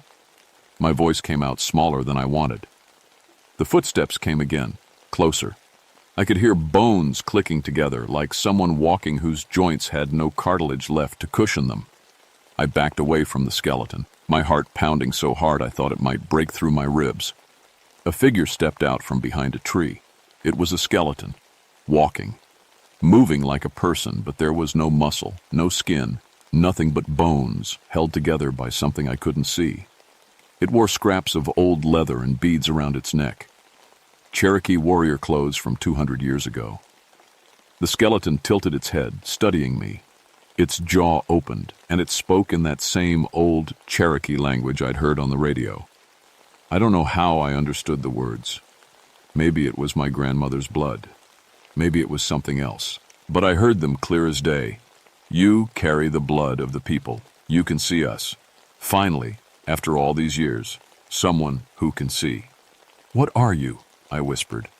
"I am what remains of Hawk That Flies. I died here in 1838 when the soldiers came. They killed my brothers, my father, my sons. 300 warriors fell on this mountain. They threw our bodies into a mass grave and called it victory." The skeleton took a step closer. Its bones gleamed in the dim forest light. "We have waited 132 years for the right time, for the right moon, for enough bones to bring us back. We are the bone collectors now. We take what we need. The Hendersons, they had Cherokee blood like you. The bones of the people call to the bones of the people. We need 100 skeletons to complete the ritual, to bring flesh back to our bones, to walk again as men instead of spirits trapped in dead frames." I ran. Branches whipped my face, roots grabbed at my feet. Behind me, I heard more footsteps, not just one skeleton, but many. The clicking of bone against bone echoed through the trees like a terrible song. I didn't know where I was going. The trail had disappeared. Every direction looked the same. The forest had become a maze. I burst through some bushes and nearly fell into a ravine. At the bottom, arranged in a perfect circle, were more skeletons. I counted 16, all sitting cross-legged, all facing center. And in the middle of the circle stood a woman and 2 children, the rest of the Henderson family. They were alive, huddled together, crying. Around them, 7 walking skeletons stood guard. Mrs. Henderson looked up and saw me. "Run!" she screamed. "They're going to—" One of the skeletons touched her shoulder. I watched as her flesh just disappeared. It didn't rot or decay. It vanished like smoke, leaving behind clean white bones that clattered to the ground. The whole process, too, maybe 3 seconds. The children screamed. One of the skeletons reached for them. I didn't think. I jumped down into the ravine, yelling, waving my arms, anything to distract those things from the kids. All 7 skeletons turned to look at me. The one who'd called himself Hawk That Flies stepped forward. "You cannot stop this. The moon will be full tomorrow night. The eclipse will come. We will rise again, all 300 of us, if we can gather enough bones. Do not interfere, daughter of the people." "Those are children," I said. "We were children too when the soldiers came. Did that stop the bullets? Did that stop them from burning our villages?" One of the Henderson kids broke free and ran toward me. He was maybe 10 years old, same age as my nephew. A skeleton reached out. I grabbed the kid and pulled him behind me. "No," I said. The skeleton paused. "You would fight us? You, who carry the blood of those we died protecting?" "I'm a park ranger. I protect people. All people." Hawk That Flies made a sound like laughing, though he had no lungs. "Then you will watch them all die, every person on this mountain. We need 23 more skeletons before the moon rises tomorrow, and we will have them." The skeletons vanished, just gone, like they'd never been there. I was left standing in that ravine with one terrified child and 16 skeletons arranged in their horrible circle. I got the kid out of there. His name was Tommy Henderson. He couldn't stop shaking. We made it back to my truck as the sun was setting. I radioed for help, but the static was worse now. All I could get through was fragments. Emergency, Blood Mountain, send. Tommy sat in the passenger seat, staring at nothing. They took my mom, he said quietly. They took my sister, right in front of me. They just turned into bones. I didn't know what to say. What do you tell a kid who just watched his family die in a way that shouldn't be possible? I drove toward the ranger station, but the road felt wrong. The trees were too close. The turns came in the wrong places. After 20 minutes, I realized we were driving in circles. The forest wasn't letting us leave. We have to go back, Tommy whispered. We have to stop them. Kid, we need to get you somewhere safe. There is no safe. They said they need 23 more people. There are 30 hikers on this mountain right now. I saw the sign-in sheet at the trailhead. They're going to kill everyone unless someone stops them. He was right. And I was the only one who could see these things. I pulled over and checked my gear. I had my ranger equipment, a first aid kit, a flashlight, and a knife. None of it would work against walking skeletons, but I knew someone who might have answers. Daniel Redwing lived at the base of Blood Mountain. He was Cherokee, one of the few who'd stayed in Georgia after the forced removal. He was 87 years old and knew more about these mountains than anyone alive. I drove to his cabin. He was sitting on his porch like he'd been waiting for us. You've seen them, he said before I could speak. The bone collectors. How did you... My grandfather warned me. His grandfather warned him. Every generation we pass down the story. The warriors who died on Blood Mountain, their spirits couldn't rest. Too much anger, too much pain. They waited for the right time, the right moon, to try to come back. He invited us inside and made tea. His hands shook as he poured. There's a ritual, he said. If they gather 100 skeletons of people with Cherokee blood and perform the ceremony during a lunar eclipse, they can return to flesh. But it has to be done in the bone chamber. What bone chamber? Under Blood Mountain, deep caves that go down into the earth. That's where they threw our people's bodies in 1838. Mass graves. The chamber is built from our ancestors' bones. Tommy spoke up. Can we stop them? Daniel looked at him sadly. There's only one way. Someone with Cherokee blood has to go into the Cha'as, Ember, and destroy the bone circle before the eclipse happens. But it's suicide. Those warriors have been dead for 132 years. They're stronger than living people now, and they won't let anyone stop them. He went to a back room and came back with something wrapped in cloth. When he unfolded it, I saw a knife.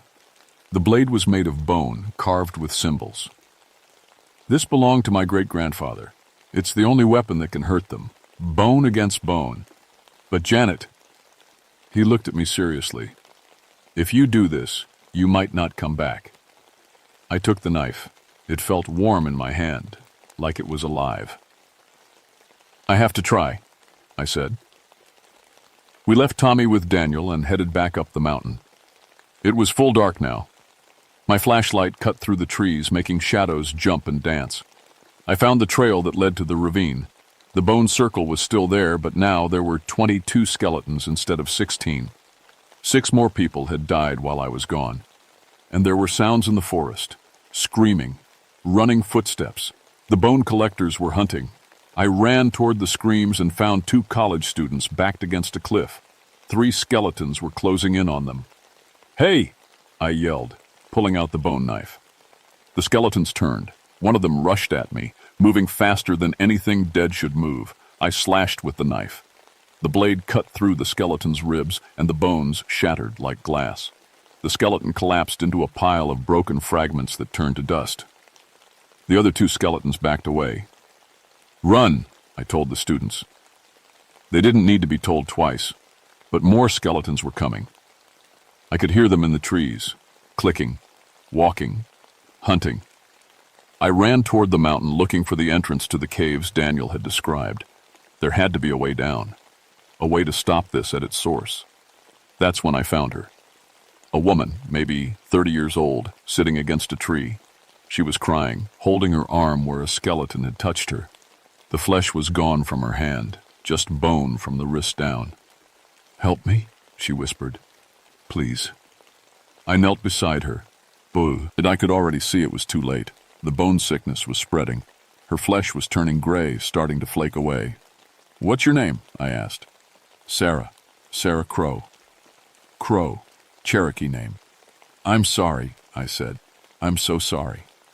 She looked at her hand, at the white bones of her fingers. "It doesn't hurt," she said, sounding surprised. I thought it would hurt.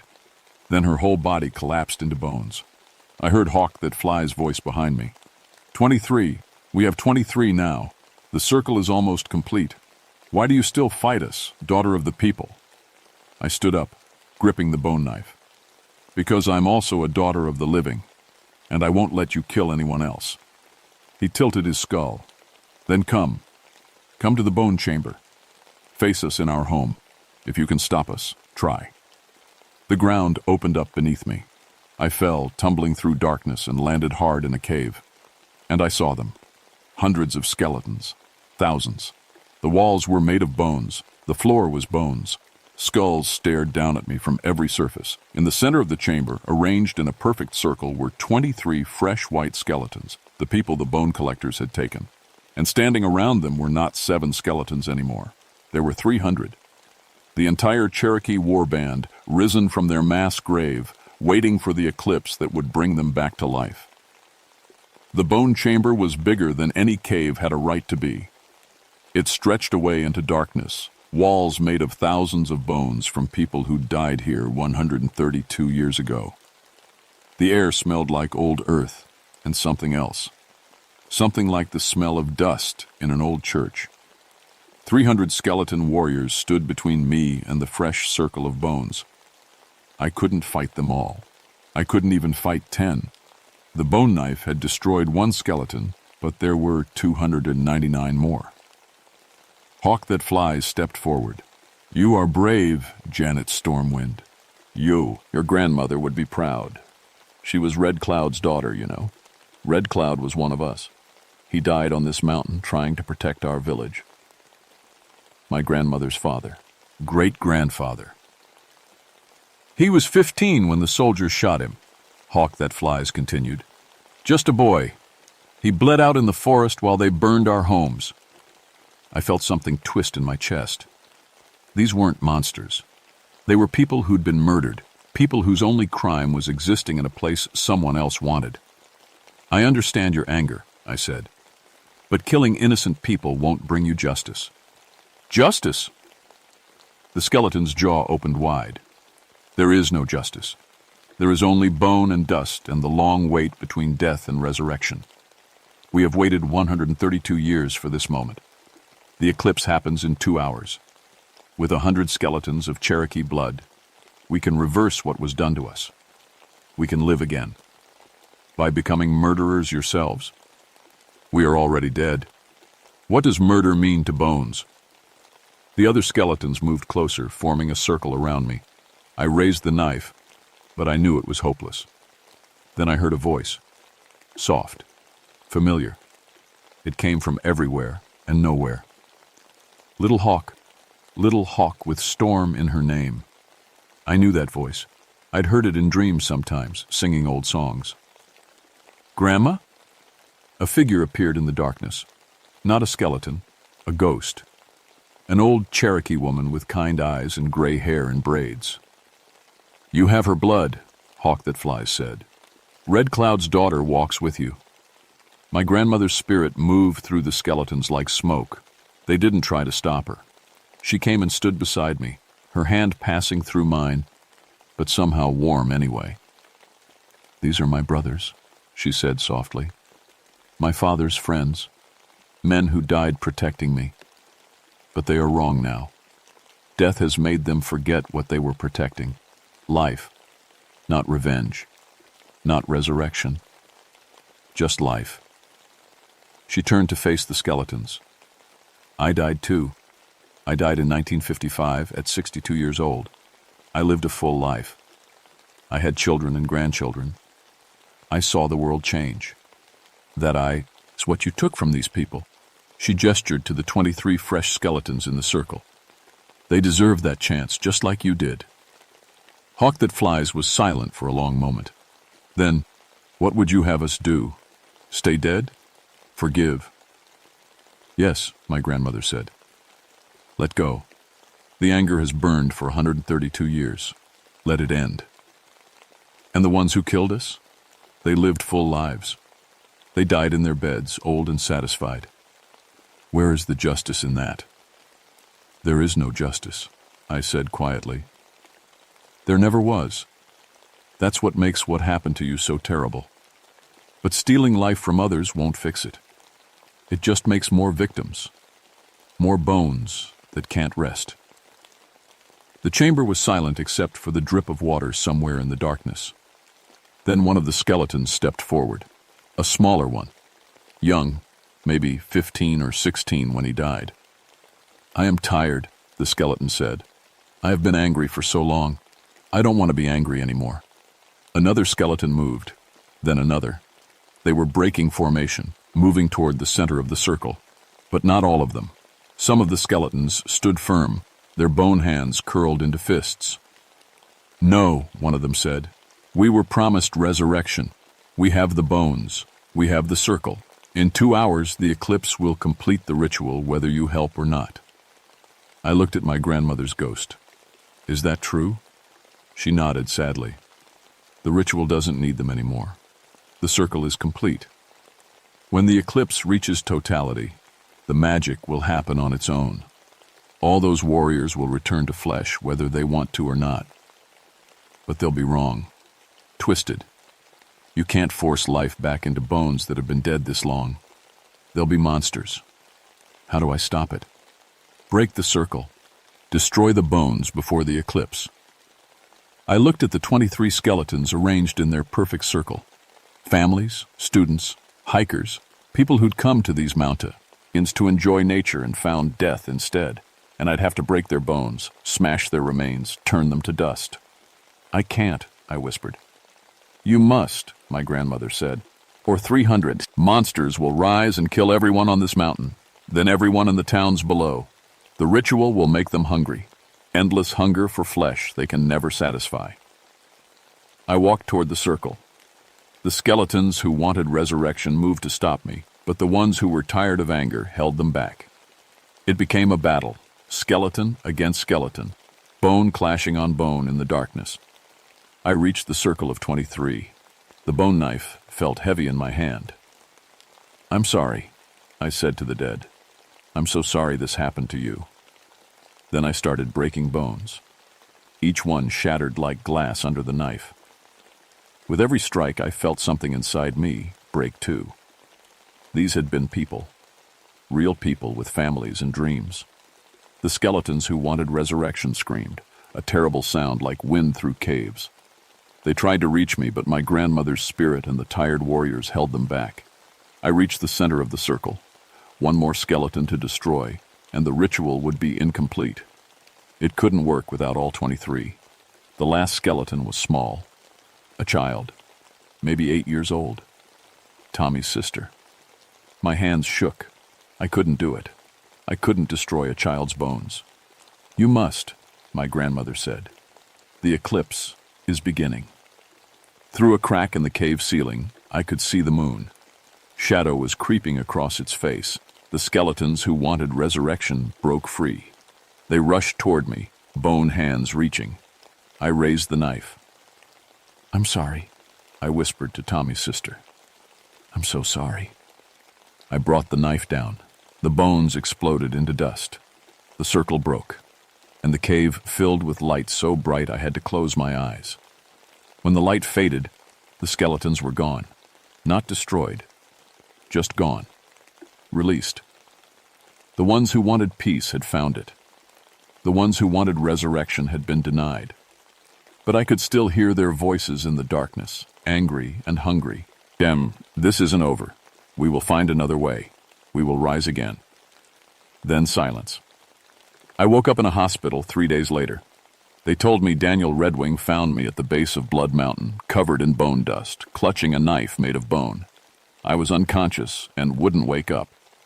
When I finally opened my eyes, the first thing I saw was my own reflection in a mirror across the room. My hair had turned completely white. I was 27 years old, but I looked 50. The doctors couldn't explain it. They ran tests and found nothing wrong except that I'd somehow aged 20 years in 3 days. The FBI came to interview me. I told them about the missing hikers, about finding the Henderson family, about the cave. I didn't tell them about the skeletons. They wouldn't have believed me anyway. They searched Blood Mountain for 2 weeks. They found 23 skeletons arranged in a circle in a cave system nobody knew existed. All the bones were identified, missing persons from the past 10 years, all with Cherokee ancestry. They never found out how those people died. The official report said, unknown circumstances. Tommy Henderson survived. He's in foster care now. Sometimes he writes me letters. He never mentions what happened to his family. Neither do I. Daniel Redwing died 2 days after they found me. Heart attack, they said, but I think he just knew his job was done. He'd passed the knife and the knowledge to me. I was the guardian now. I went back to work as a ranger last month. I had to. Because I can still see them sometimes, in the corner of my eye, bones moving through the forest, spirits that won't rest. The bone collectors are still out there. Maybe not on Blood Mountain anymore, but somewhere, waiting, planning, looking for another way to rise. And I'm the only one who can see them. My grandmother visits sometimes. Her ghost sits on my porch in the evening, and we don't talk. We don't need to. She's keeping watch with me. Because the thing about bones is they never really go away. They're always there, underneath, waiting. Every person you see is just flesh-wrapped, around a skeleton, hiding what we all become eventually. I know that now. I know it every time I look in the mirror and see an old woman's face on a young woman's body. I know it every time I walk the trails and see bone dust in the shadows. The bone collectors will try again. Maybe not in my lifetime, maybe not for another 100 years, but they'll try. And when they do, someone will need to stop them. Someone who carries Cherokee blood and can see the dead. Someone like me. I keep the bone knife under my bed now. I don't sleep well anymore. When I do sleep, I dream of caves made of bones and skeletons that dance in the moonlight, waiting for the right eclipse. The doctors say my condition is permanent. The white hair, the aged face. They say stress and trauma can do strange things to the body. But I know the truth. The bone collectors took something from me.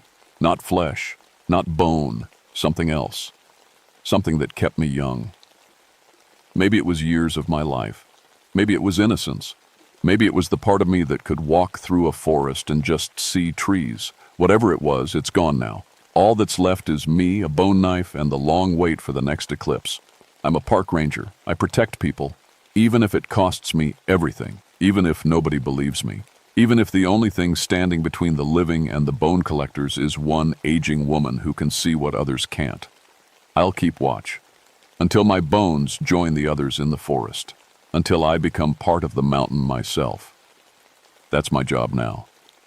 Guardian of Blood Mountain, watcher of bones, the last line between the dead who should rest and the living who should live. It's not the job I wanted, but it's the job I've got.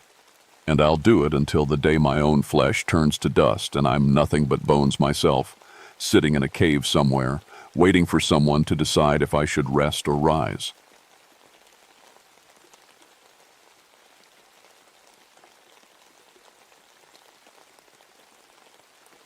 My name is Marcus Wolfstone, but everyone calls me Mac. I've been a ranger in Daniel Boone National Forest for 22 years, and I thought I'd seen everything these Kentucky woods could throw at me. Bears, wildcats, lost hikers, illegal hunters. Nothing surprised me anymore. At least, that's what I told myself until October 15th, 1984.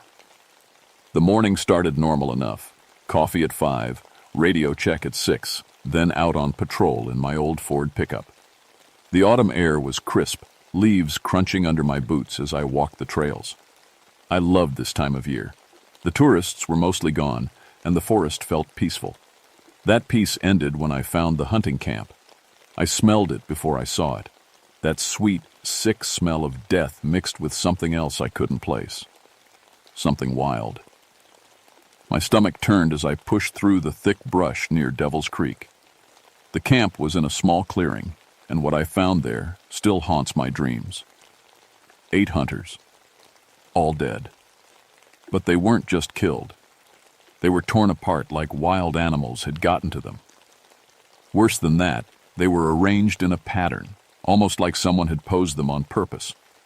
Their camping gear was scattered everywhere, tents shredded, coolers overturned, blood soaked into the pine needles. I'd seen bear attacks before. This wasn't bears. The tracks around the camp made my skin crawl. They started as boot prints, human boot prints, but then they changed. Got longer, wider, claws instead of heels. Some looked almost like wolf tracks, but too big, way too big. I called it in on my radio, hands shaking as I spoke to dispatch. "This is Ranger Wolfstone. I need backup at Devil's Creek camping area. Multiple fatalities. Send everyone." Static crackled back, then Sarah's voice. "Copy that, Mac. How many victims?" 8 confirmed. "And Sarah? Call the state police. This is way beyond what we can handle." As I waited for backup, I walked the edge of the camp trying to piece together what happened. The hunters had put up a fight. Shell casings everywhere, but no blood trails leading away from the camp. Whatever killed them, it didn't run off wounded. That's when I noticed something that made my blood freeze. Claw marks on the trees, 10 feet up. Deep gouges in the bark that looked almost like letters. Like someone or something was trying to write. I was studying those marks when I heard it. A low howl from deep in the forest. Not like any wolf I'd ever heard. This sound had something else in it. Something that made every instinct in my body scream, "Run." But I couldn't run. Not yet.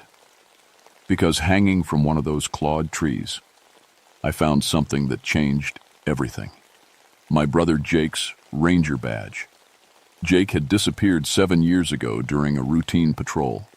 We never found his body, never found any trace of him. The official report said he probably fell in a ravine somewhere, got covered by leaves. Case closed. But here was his badge, hanging like a trophy. My hands were still shaking when the backup arrived. State police, coroner, even some FBI agents who seemed very interested in those strange tracks. They asked a lot of questions I couldn't answer. That night, alone in my cabin, I stared at Jake's badge and tried to make sense of what I'd seen. The arrangement of the bodies, the impossible tracks, the claw marks that looked almost like writing, and that howl. That terrible howl that sounded like it came from something that was part animal, part human, and completely wrong. I should have left it to the FBI. Should have taken some vacation time and let someone else handle the investigation. But Jake was my brother. My little brother who'd followed me into the ranger service, who'd trusted me to teach him how to survive in these woods. If something had him, I was going to find it. The next morning, I went back to the crime scene. The FBI had cleared out most of the evidence, but they'd missed something. High up in an old oak tree, about 40 feet off the ground, someone was moving. "Hey!" I shouted. "You okay up there?" A weak voice called back, "Don't come any closer. They might still be around." It took me 20 minutes and a lot of coaxing to get him down. His name was Pete Richardson, and he was shaking so hard he could barely hold onto the rope I threw up to him. When he finally made it to the ground, I could see he was in bad shape. His left arm was torn up, deep claw marks from shoulder to wrist. He'd lost a lot of blood.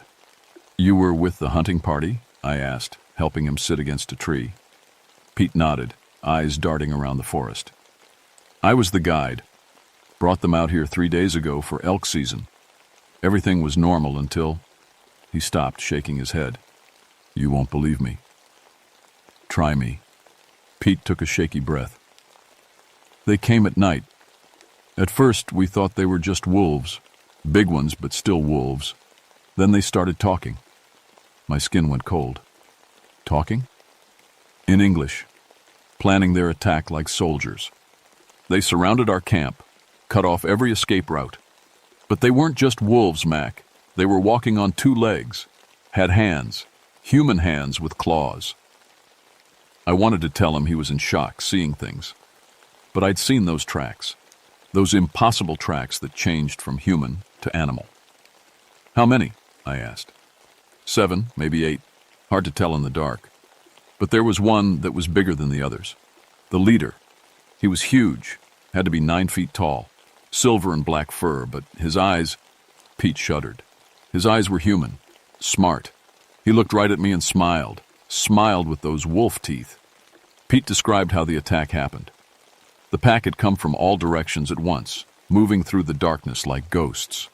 They'd torn through the camp in minutes, but they didn't just kill. They played with their prey first. They knew our names, Pete whispered. Kake told us by name while they hunted us. How could they know our names? He told me about climbing the tree, about how the pack had kept him trapped for almost 2 days. They'd taken turns standing guard, talking to each other in that mix of howls and human speech. Sometimes they'd tell him exactly how they planned to kill him. Sometimes they'd just stare up at him with those 2 human eyes. Why didn't they come up after you? I asked. I don't think they could. Or maybe they just wanted to keep me for later, like saving dessert. As Pete talked, I noticed something else. The forest around us was completely silent. No birds, no squirrels, no insects, nothing. Like every living thing had fled. There's something else, Pete said, voice dropping to almost a whisper. I recognized one of them. Tommy Hendricks. He went missing hiking around here 2 years ago. Made the papers and everything, but there he was, running with the pack. Still had his hiking boots on. That's when I heard it. That howl from deep in the woods. The same one from yesterday, but closer now. Much closer. Pete went rigid beside me. They're coming back. I helped him to his feet, but we both knew he couldn't run in his condition. The howl came again, and this time it was answered by others. A whole chorus of voices that weren't quite human and weren't quite animal.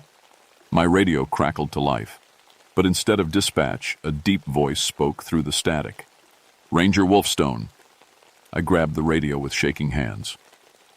Who is this? You found our hunting ground. You took our trophy from the tree. The voice was calm, educated, human. But underneath it was something else. A growl that made my teeth ache. Where's my brother? I demanded. A sound that might have been laughter. Jake is with us now, has been for 7 years. He hunts well. That's impossible. Jake would never. Would never what? Kill humans. You'd be surprised what family will do when they understand the truth, when they join the pack. The radio went dead. Pete was staring at me with wide, terrified eyes. Mac, he whispered. Look. I turned to see shapes moving through the trees. Dark shapes that walked upright but moved with the fluid grace of predators. They stayed just at the edge of vision, but I could see enough to know Pete hadn't been hallucinating. They were real, and they were hunting us. We ran. Pete was hurt bad, but fear gave him strength. I led us deeper into the forest, toward an old ranger station that might give us some protection.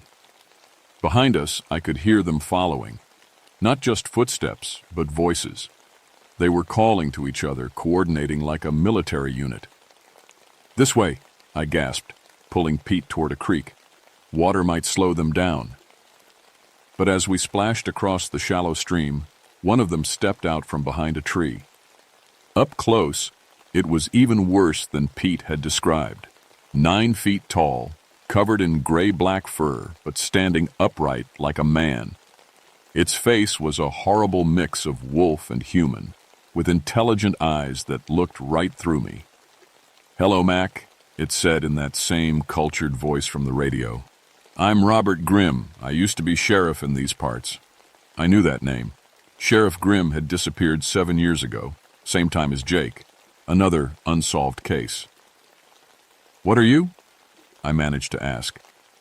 I'm what happens when someone goes too deep into these woods. When they find things that shouldn't exist. His lips pulled back in what might have been a smile. showing rows of sharp teeth. Your brother learned that lesson. Now it's your turn. More shapes emerged from the trees. The whole pack surrounding us. Each one had that same horrible mix of human intelligence and animal savagery. I noticed their clothes, or what was left of them. Hiking boots, torn jeans, pieces of uniforms. These had all been people once. Jake knew these woods better than anyone, Grim continued. Made him valuable to us. He leads our hunting parties now. I don't believe you. Another figure stepped forward and my heart stopped. It was Jake, or what Jake had become. He still looked mostly human, but his eyes reflected light like an animal's. His fingernails had grown into claws. Hello, brother, Jake said, and his voice was the same one I remembered from childhood. Jake, what did they do to you? They set me free. He tilted his head, studying me with those terrible eyes. Do you know what it's like, Mac? Spending your whole life protecting people who don't even care about the forest? People who come out here to kill for sport, who leave their trash everywhere, who destroy everything they touch? That's not... You don't mean that. Don't I? Jake stepped closer. How many times did we find camps full of drunk idiots who started forest fires? How many poachers did we catch killing animals just for their antlers? The pack doesn't protect humans, Mac. We protect the forest from humans. I backed away, pulling Pete with me, but there was nowhere to go. They had us surrounded. The choice is simple, Grim said. Join us willingly, or join us anyway. Your tracking skills would be very useful. What about him? I nodded toward Pete. He's food. The pack leader's eyes gleamed. We've been hunting for 3 days. We're hungry. That's when Pete surprised me. Despite his injuries, despite being terrified out of his mind, he grabbed the flare gun from my belt and fired it straight into Grim's face. The pack leader screamed, a sound that was part human agony and part animal rage. The bright red flare stuck to his fur, burning him. He clawed at his face, howling. Run! Pete shouted. I grabbed him, and we bolted through the gap in their circle. Behind us, the whole pack erupted in howls of rage. They were coming after us, and this time they weren't going to play games. We ran through thick brush, branches tearing at our clothes. I could hear them crashing through the trees behind us, faster than any human could move. Pete was slowing down, his injuries catching up with him. Leave me, he gasped. Get to safety. Not happening. But I knew we weren't going to make it. They were too fast, and we were too far from help. That's when I saw smoke rising through the trees ahead. A campfire. There, I pointed. Someone's up there. We crashed through the last of the brush and stumbled into a small clearing where an old man sat by a fire. He looked up as we arrived, completely calm despite our panic. Zeke Crowder, he said, introducing himself. Been expecting you. There's no time, I panted. They're right behind us. I know. Zeke stood up slowly, revealing he was holding an old rifle. Been waiting for them, too. The pack burst into the clearing just as Zeke raised his weapon. The gunshot was impossibly loud. Grim, still clutching his burned face, stumbled backward. Silver blood poured between his fingers. Silver bullets, Zeke explained calmly, working the bolt on his rifle. Only thing that really hurts them. The pack hesitated, suddenly wary. Their leader was hurt, maybe dying. But Jake stepped forward, his face twisted with rage. You don't understand, old man. We're not just animals you can hunt. No, Zeke agreed. You're worse. You're people who chose to become monsters. He fired again, catching one of the pack members in the shoulder. The creature screamed and fell backward. The cave, Zeke said to me, not taking his eyes off the pack. Devil's Den.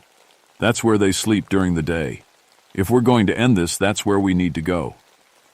Why would we want to go there? Because, Zeke said, firing another silver bullet. That's where they keep the others, the ones they're turning. Jake's eyes met mine across the clearing. For just a moment, I saw something human in them. something that looked like regret. Then the pack melted back into the forest, carrying their wounded leader. But I knew they'd be back. And next time, they'd be ready for silver bullets. Zek. He led us to his cabin as darkness fell. The place was like a fortress, windows boarded up, silver crosses nailed to every door, and enough weapons to outfit a small army, all of them loaded with silver bullets. Been preparing for this for 30 years, he explained, cleaning his rifle, ever since I saw them take Sheriff Grimm. Pete was slumped in a chair, his wounds finally bandaged. How many people have they taken? Dozens, maybe hundreds. They don't turn everyone. Most folks they just eat. But the ones with useful skills, the ones they want to keep. Zeke shook his head. The transformation takes 3 days. After that, there's no going back. Jake seemed to recognize me, I said, like part of him was still human. Oh, they remember everything. That's what makes them so dangerous. They have all their human intelligence, but none of their human conscience. Your brother knows every trail, every hiding spot, every ranger protocol. Makes him the perfect hunter. Zeke spread out a hand-drawn map on his table. Devil's Den is here, about 2 miles north. Cave system goes deep into the mountain. That's where they sleep during the day, and where they keep their prisoners. You think there are people still alive down there? Maybe. Pack's been active for 3 days now. Might be saving some for later. He looked at me seriously. But Mac, you need to understand. If we go down there, we might not come back out. I studied the map, thinking about Jake, about the look in his eyes. What if some of them can be saved? What if the transformation can be reversed? Zeke was quiet for a long moment. There are stories, old Cherokee stories about wolf spirits and how to break their hold. But it requires a sacrifice. Someone the transformed person loves has to be willing to die for them. Then we have to try. Pete struggled to sit up. Count me in. Those things killed. My friends, they're going to pay. You're in no shape to fight, I told him. Maybe not, but I know their weaknesses now. They can't cross running water easily. They hate bright light, and they're stronger at night but vulnerable during the day. He pointed to his bandaged arm. Besides, I think I'm changing too. Been feeling different since they clawed me. That hit me like a punch to the gut. How different? My hearing's better. I can smell things I couldn't before. And I'm hungry for meat. Raw meat. Pete's voice was steady, but his eyes were scared. If I'm turning into one of them, I'd rather die fighting them. We spent the rest of the night preparing. Zeke had silver bullets, silver knives, even silver chains. He told us about the cave system, about the main chamber where the pack gathered. He'd been watching them for years, waiting for the right moment to strike. Why now? I asked. Because they're getting bolder, bigger hunting parties, more people disappearing. And because... He hesitated. Because I'm getting old. This might be my last chance. Just before dawn, we made our move. The forest was eerily quiet as we approached Devil's Den. The cave entrance was a black mouth in the side of the mountain, surrounded by bones, human bones, picked clean. They'll be sleeping, Zeke whispered, but they'll have guards. He was right. As we got closer, I could see 2 figures standing at the cave entrance. In the early morning light, they looked almost human. Almost. Zeke took them down with 2 precise shots. The silver bullets dropped them instantly, but the gunfire echoed through the cave system like thunder. So much for stealth, Pete muttered. We moved into the cave, flashlights cutting through the darkness. The smell hit us immediately. Death, decay, and something else. Something wild and wrong. The main chamber was huge, with tunnels branching off in every direction. And there, scattered around the floor, were the sleeping forms of the pack. They looked smaller in sleep, more human. But I could see their claws, their elongated faces, fur covering their bodies. There, Zeke pointed to a side tunnel. That's where they keep prisoners. We found 3 people chained to the cave wall, all unconscious. One of them was already starting to change. His fingernails dark and pointed, his face stretched into something not quite human. We're too late for him, Zeke said sadly. But these 2. That's when they woke up, all of them at once, like they were connected by some invisible signal. The pack rose from their sleeping places, eyes reflecting our flashlight beams like mirrors. Grim stepped forward, his face a ruin of burn scars from Pete's flare. Did you really think 3 humans could walk into our den and survive? 4 humans, Jake said, emerging from the shadows behind us. Don't forget me. But instead of blocking our escape, Jake raised a silver knife and drove it into the pack member nearest to him. The creature screamed and fell, silver blood pooling on the cave floor. Jake! I shouted. I remember, Mac. I remember everything. What I was, what I became, what I did. His voice was thick with emotion. I can't undo it, but I can end it. The pack erupted in chaos. Jake fought with savage intensity, using his claws and teeth against his former allies. Zeke's rifle boomed again and again, silver bullets finding their targets. Pete, despite his injuries, fought with desperate courage. But there were too many of them. Grim came straight for me, moving faster than anything that size should be able to move. His claws raked across my chest, sending me sprawling. I rolled away just as he landed where my head had been. Your brother was easy to turn, he snarled. You'll be even easier. That's when Jake tackled him from behind. The 2 monsters rolled across the cave floor, clawing and biting at each other. Jake was smaller, but he fought with the fury of someone who had nothing left to lose. The ritual! Zeke shouted over the sounds of battle. The Cherokee ritual!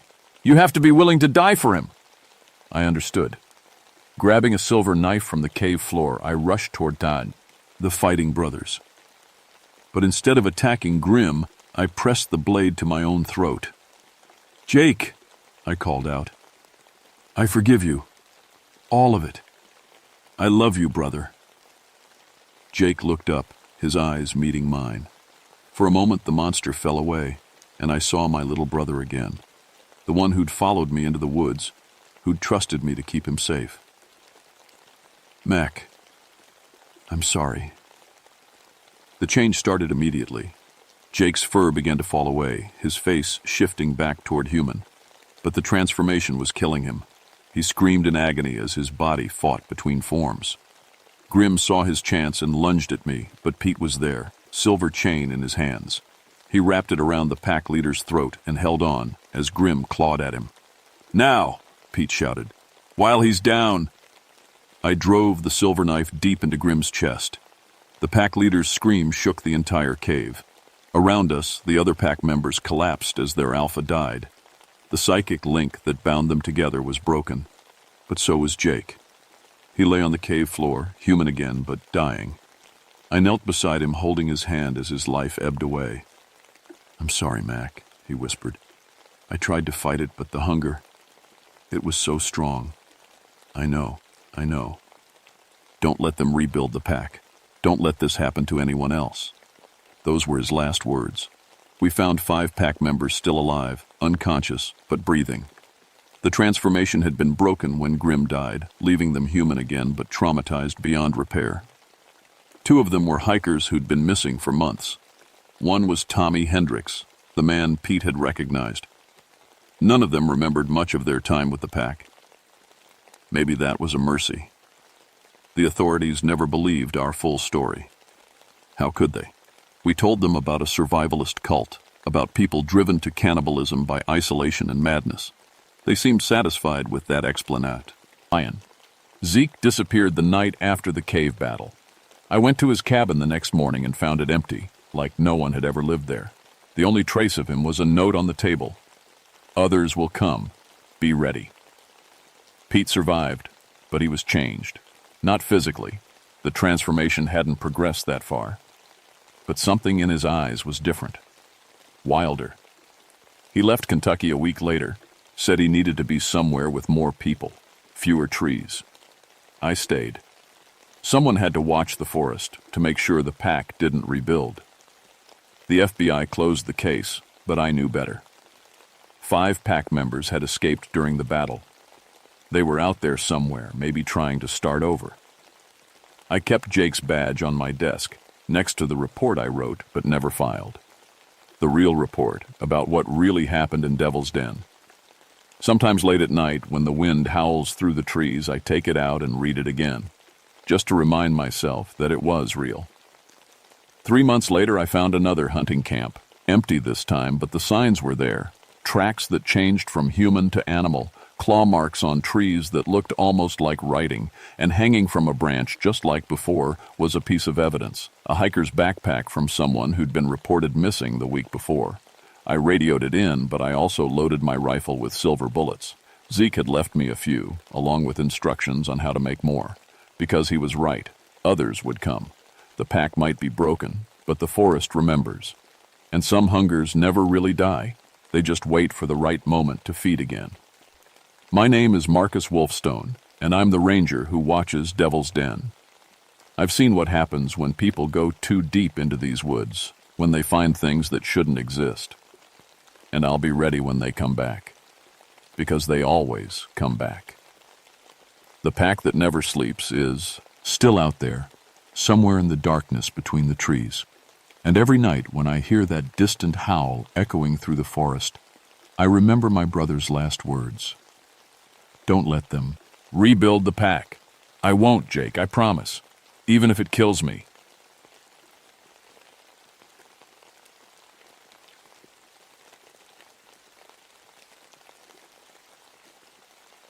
My name is Gabriel Thornfield, and I used to be a priest. Used to be, until God showed me something I wasn't supposed to see.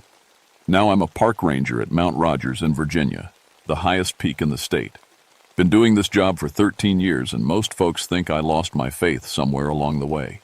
Truth is, I found something much worse than losing faith. I found out what's really watching us from the stars. It started in May of 1989.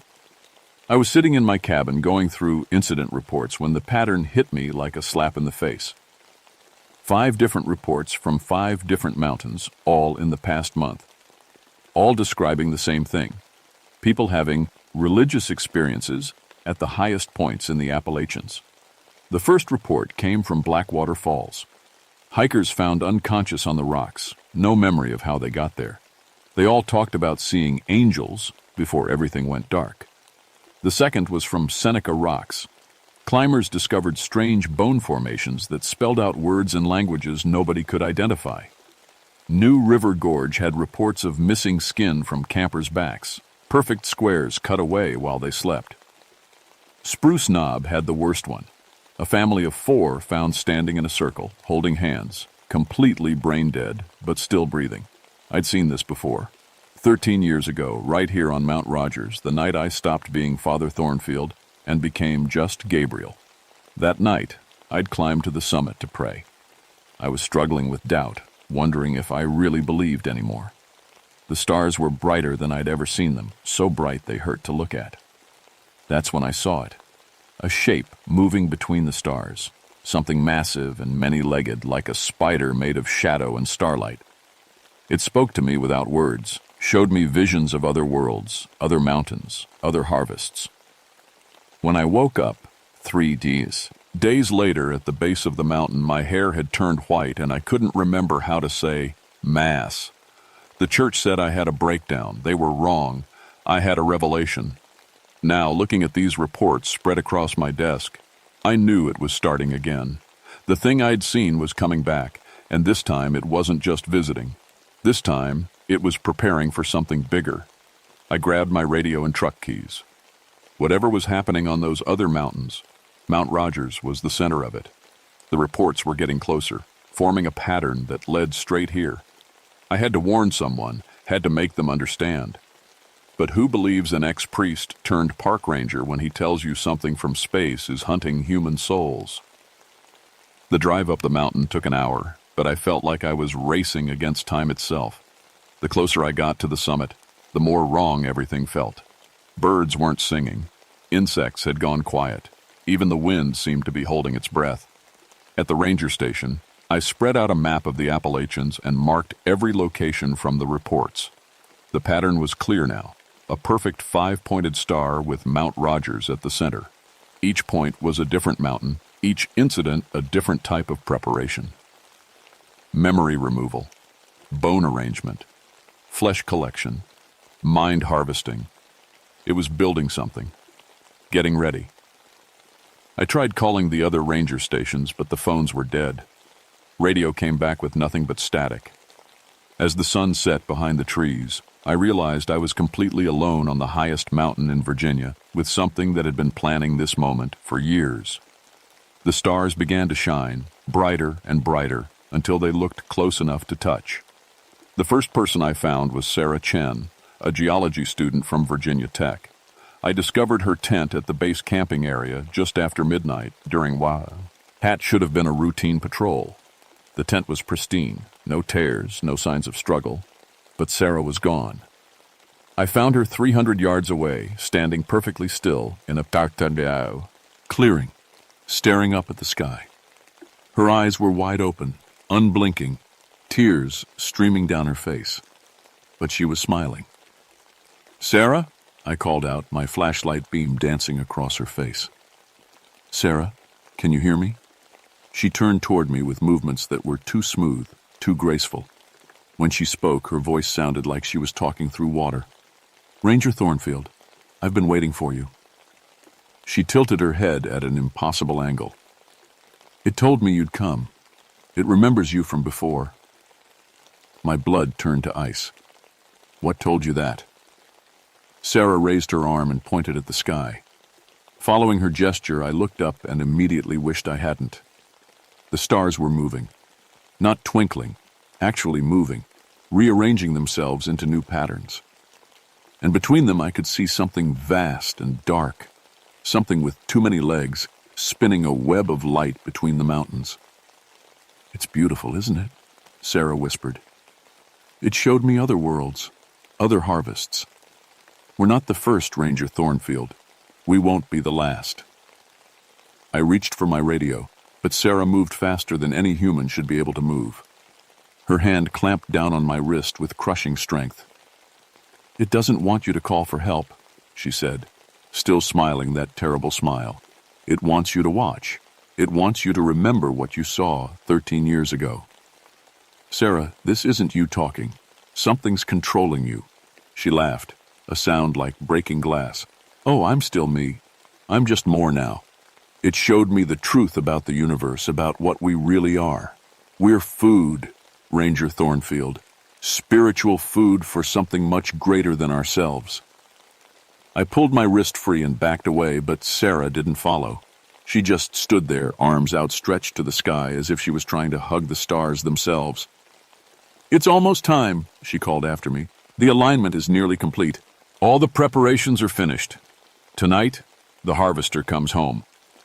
I ran back to my truck, hands shaking as I fumbled with the keys. The engine turned over on the third try, and I drove as fast as I dared down the winding mountain road. But every time I looked in the rearview mirror, I could see Sarah still standing in that clearing, silhouetted against stars that continued to move across the sky in patterns that hurt to think about. At the ranger station, I tried every phone and radio I could find. Nothing worked. Even my cell phone showed no signal, which was impossible at this elevation. It was like something was blocking all communication in and out of the mountain. I was starting to understand. The reports from the other mountains weren't random incidents. They were preparations. Blackwater Falls had been about testing memory manipulation. Seneca Rocks was about arranging physical matter in specific patterns. New River Gorge was flesh collection. Spruce Knob was consciousness harvesting. Each mountain had provided a different component, and now they were all being drawn here, to Mount Rogers, to the highest point in Virginia. I loaded my truck with emergency supplies, water, food, flares, anything that might help. As I prepared to drive back up the mountain, I heard something that made my skin crawl. Singing. Dozens of voices joined together in perfect harmony, coming from the direction of the summit. But the melody wasn't any hymn I'd ever heard. It was older than that, Stranger than that. It sounded like the kind of song you might hear between the stars. Through my binoculars, I could see lights moving up the mountain trails, not flashlights. These lights pulsed and shifted colors, like they were alive. And they were all heading toward the same place, the summit, where 13 years ago something had shown me the truth about what lurks in the spaces between worlds. I got back in my truck and started driving up the mountain. Someone had to witness this. Someone had to survive to tell the story. Even if that someone was a broken ex-priest who'd lost his faith to something wearing the face of an angel. The higher I climbed, the more people I found. But they weren't really people anymore. They came from all directions, walking in perfect straight lines through the forest, ignoring trails and obstacles. Men, women, children, elderly hikers. Dozens of them, all moving with that same too-smooth grace I'd seen in Sarah.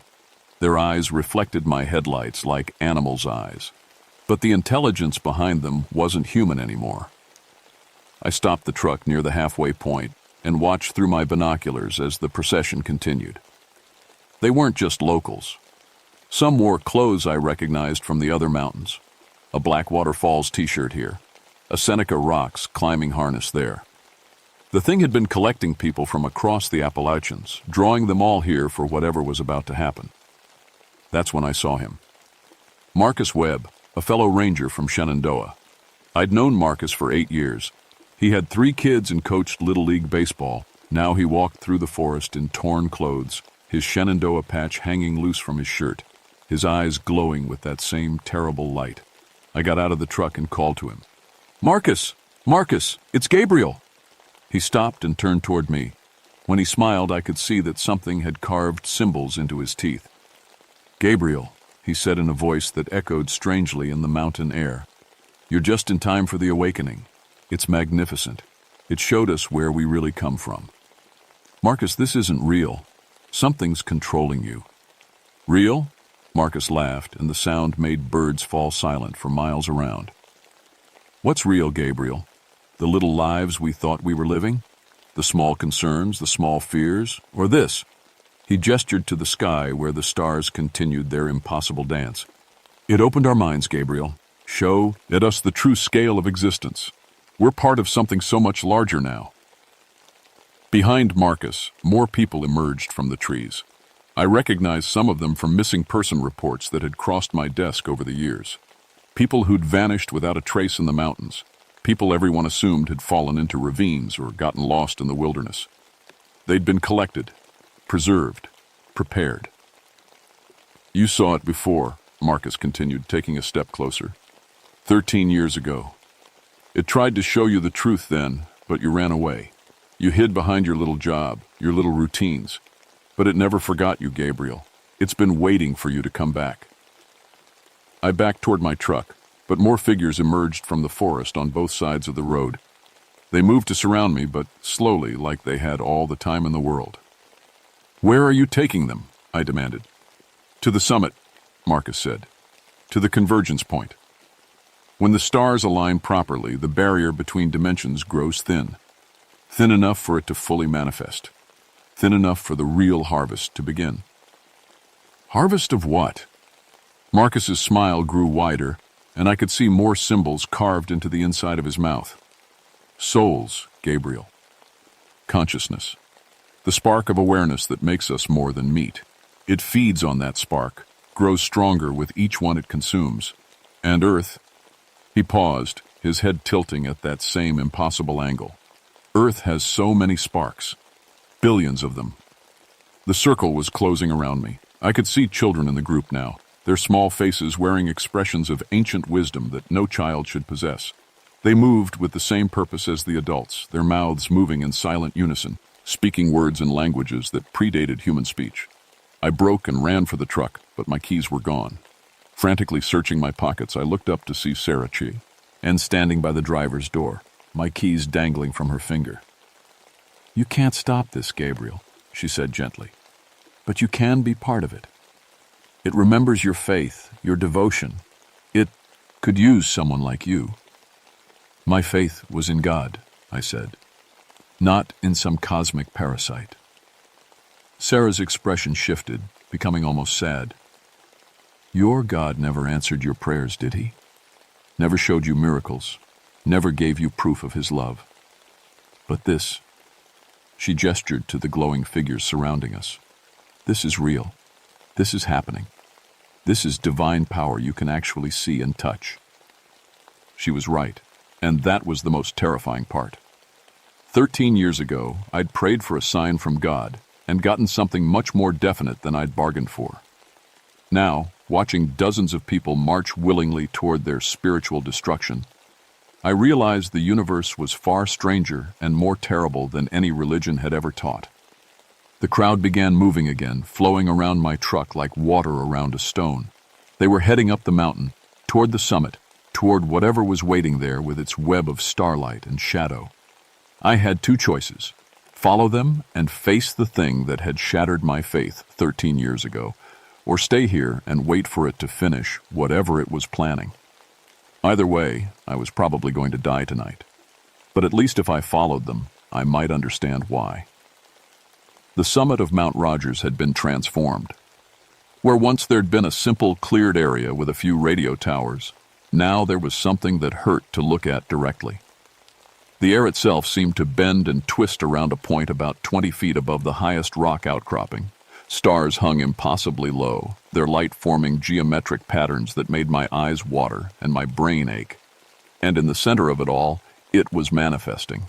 I'd hidden behind the trees at the edge of the clearing, watching as hundreds of people arranged themselves in perfect spirals around the base of the mountain's peak. They stood in absolute silence, their faces turned upward, their mouths moving in soundless prayer to something that definitely wasn't God. The thing coming through the dimensional tear was massive beyond comprehension. I could only see parts of it. A leg here, thick as a redwood tree and covered in what looked like star-filled scales. A section of body there, pulsing with internal light that shifted through colors I didn't have names for. But even these glimpses were enough to make me understand why my mind had blocked out most of my encounter 13 years ago. This wasn't just an alien creature. This was something that existed partially in our reality and partially in the space between stars, something that had been feeding on worlds for longer than human civilization had existed. Marcus Webb stood at the front of the crowd, his arms raised toward the manifestation. When he spoke, his voice carried impossibly far, reaching every person on the mountain. "Harvester of worlds," he called out, "we offer ourselves as willing vessels. Take our consciousness, our souls, our very essence, and add it to your infinite collection. Let us become part of something greater than the brief, meaningless existence we knew as humans." The response came not as sound, but as something that bypassed my ears entirely and spoke directly to my brain. It was the voice of something ancient and patient and utterly alien. Gabriel Thornfield, former priest, guardian of the peak, you have returned. I stepped out from behind the trees. There was no point in hiding anymore. "I remember you," I said, my voice sounding small and fragile in the mountain air. 13 years ago, you tried to recruit me then. I offered you truth. You chose ignorance. Now the cycle completes whether you choose or not. Around the clearing, the assembled people began to glow from within. Their skin became translucent, and I could see light, their souls, their consciousness, beginning to separate from their bodies and drift upward toward the creature above. "Why?" I asked. "Why harvest souls?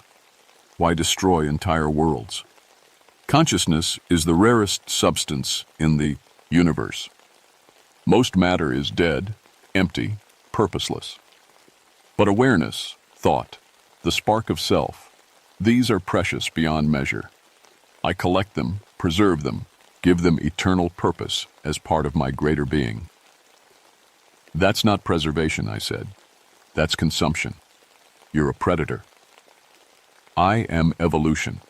I am the next step."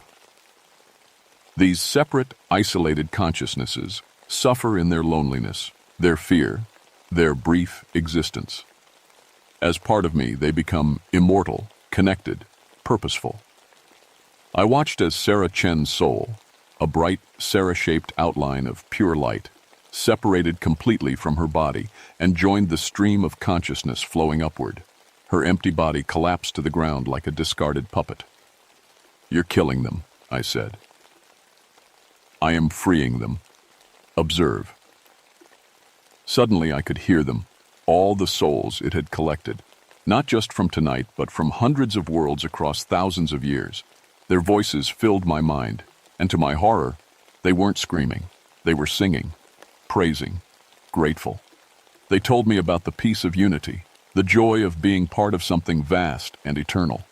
They spoke of knowledge beyond anything they'd possessed as individuals, of love beyond human understanding, of purpose that stretched across galaxies, and they begged me to join them.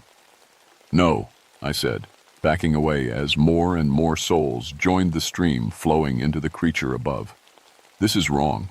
People should have the choice to live their own lives, make their own mistakes, find their own purpose. Even if that choice leads to suffering, to loneliness, to death." "Yes," I said.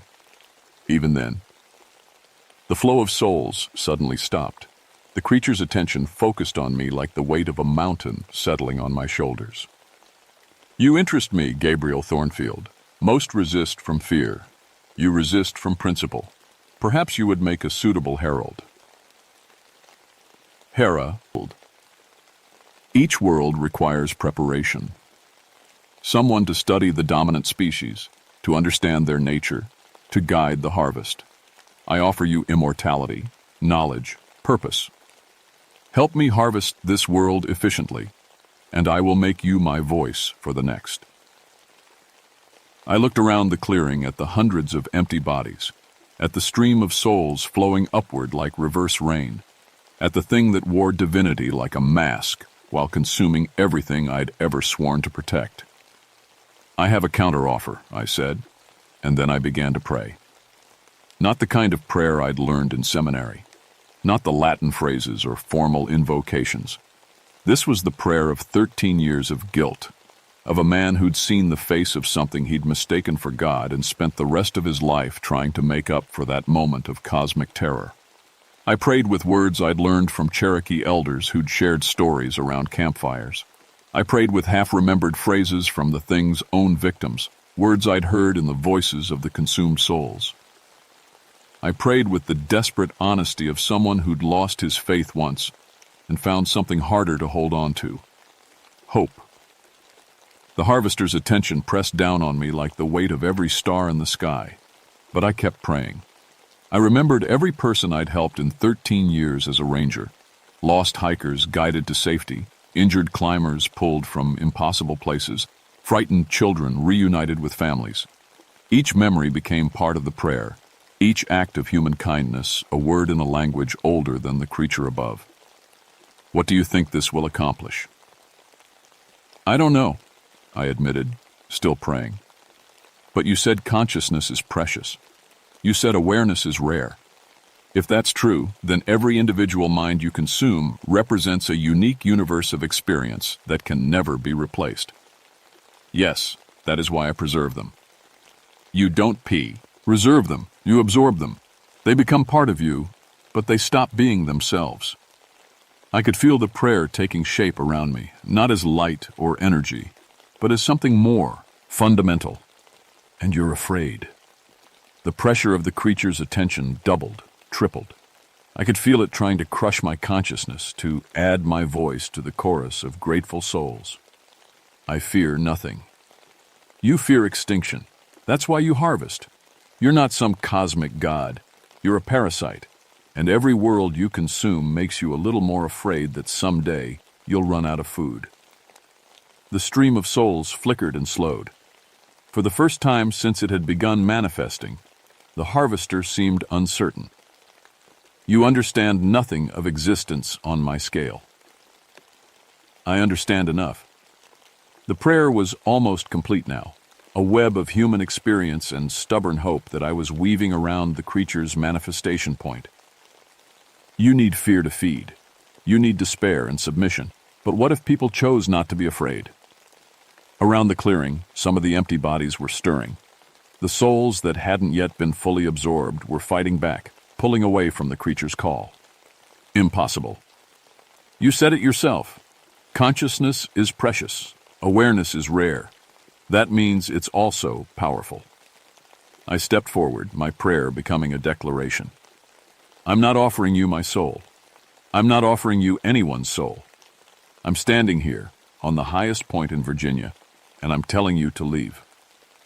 The thing above writhed, its partial manifestation becoming more visible as it struggled against whatever force my prayer was generating. I could see it now, not just the legs and body segments, but something like a face made of swirling galaxies and dying stars. You cannot banish me. I am eternal. Maybe, but you're not welcome here. The Cherokee had stories about Mount Rogers, about why it was the highest peak in the region. They said it was a place where the earth reached up to touch the sky, where the boundary between worlds was thin. But they also said it was protected, that certain things could never fully enter our world as long as people remembered the old words and the old ways. My prayer had become one of those old ways.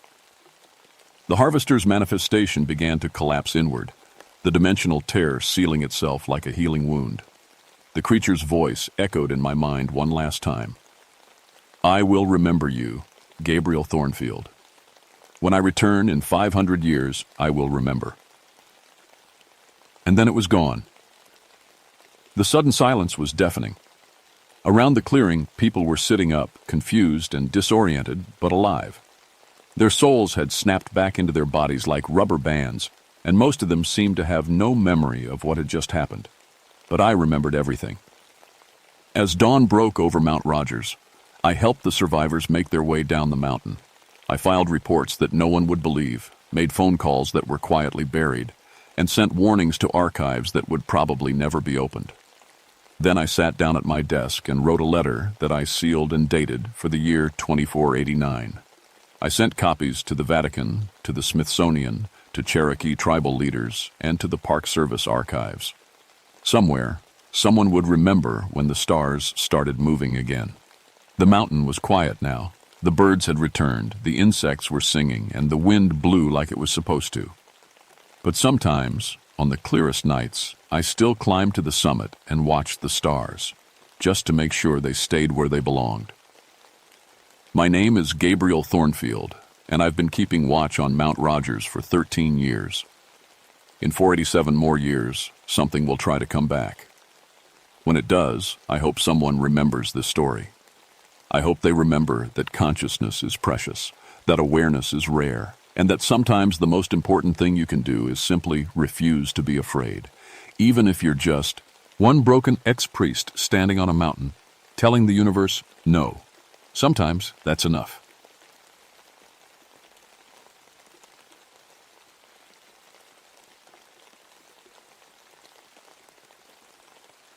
My name is David Holloway, and I need to tell you what happened at the radio tower station in George Washington National Forest.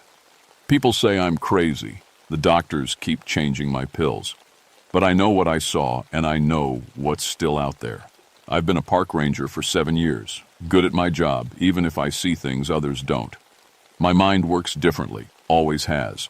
I notice small details, remember conversations exactly as they happened. Sometimes I think people are plotting against me when they're just being normal. The doctors call it paranoid personality disorder. I call it being careful.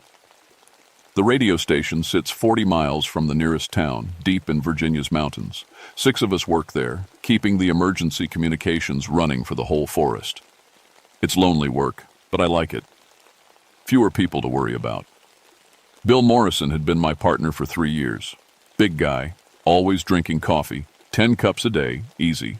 He'd joke that coffee was the only thing keeping him human. Susan Walsh worked the evening shift right-handed, with this snorting laugh when something was really funny. Chief Kane ran the place with an iron fist but fair rules. Mary Silverton was the youngest, always humming old folk songs. We were like family.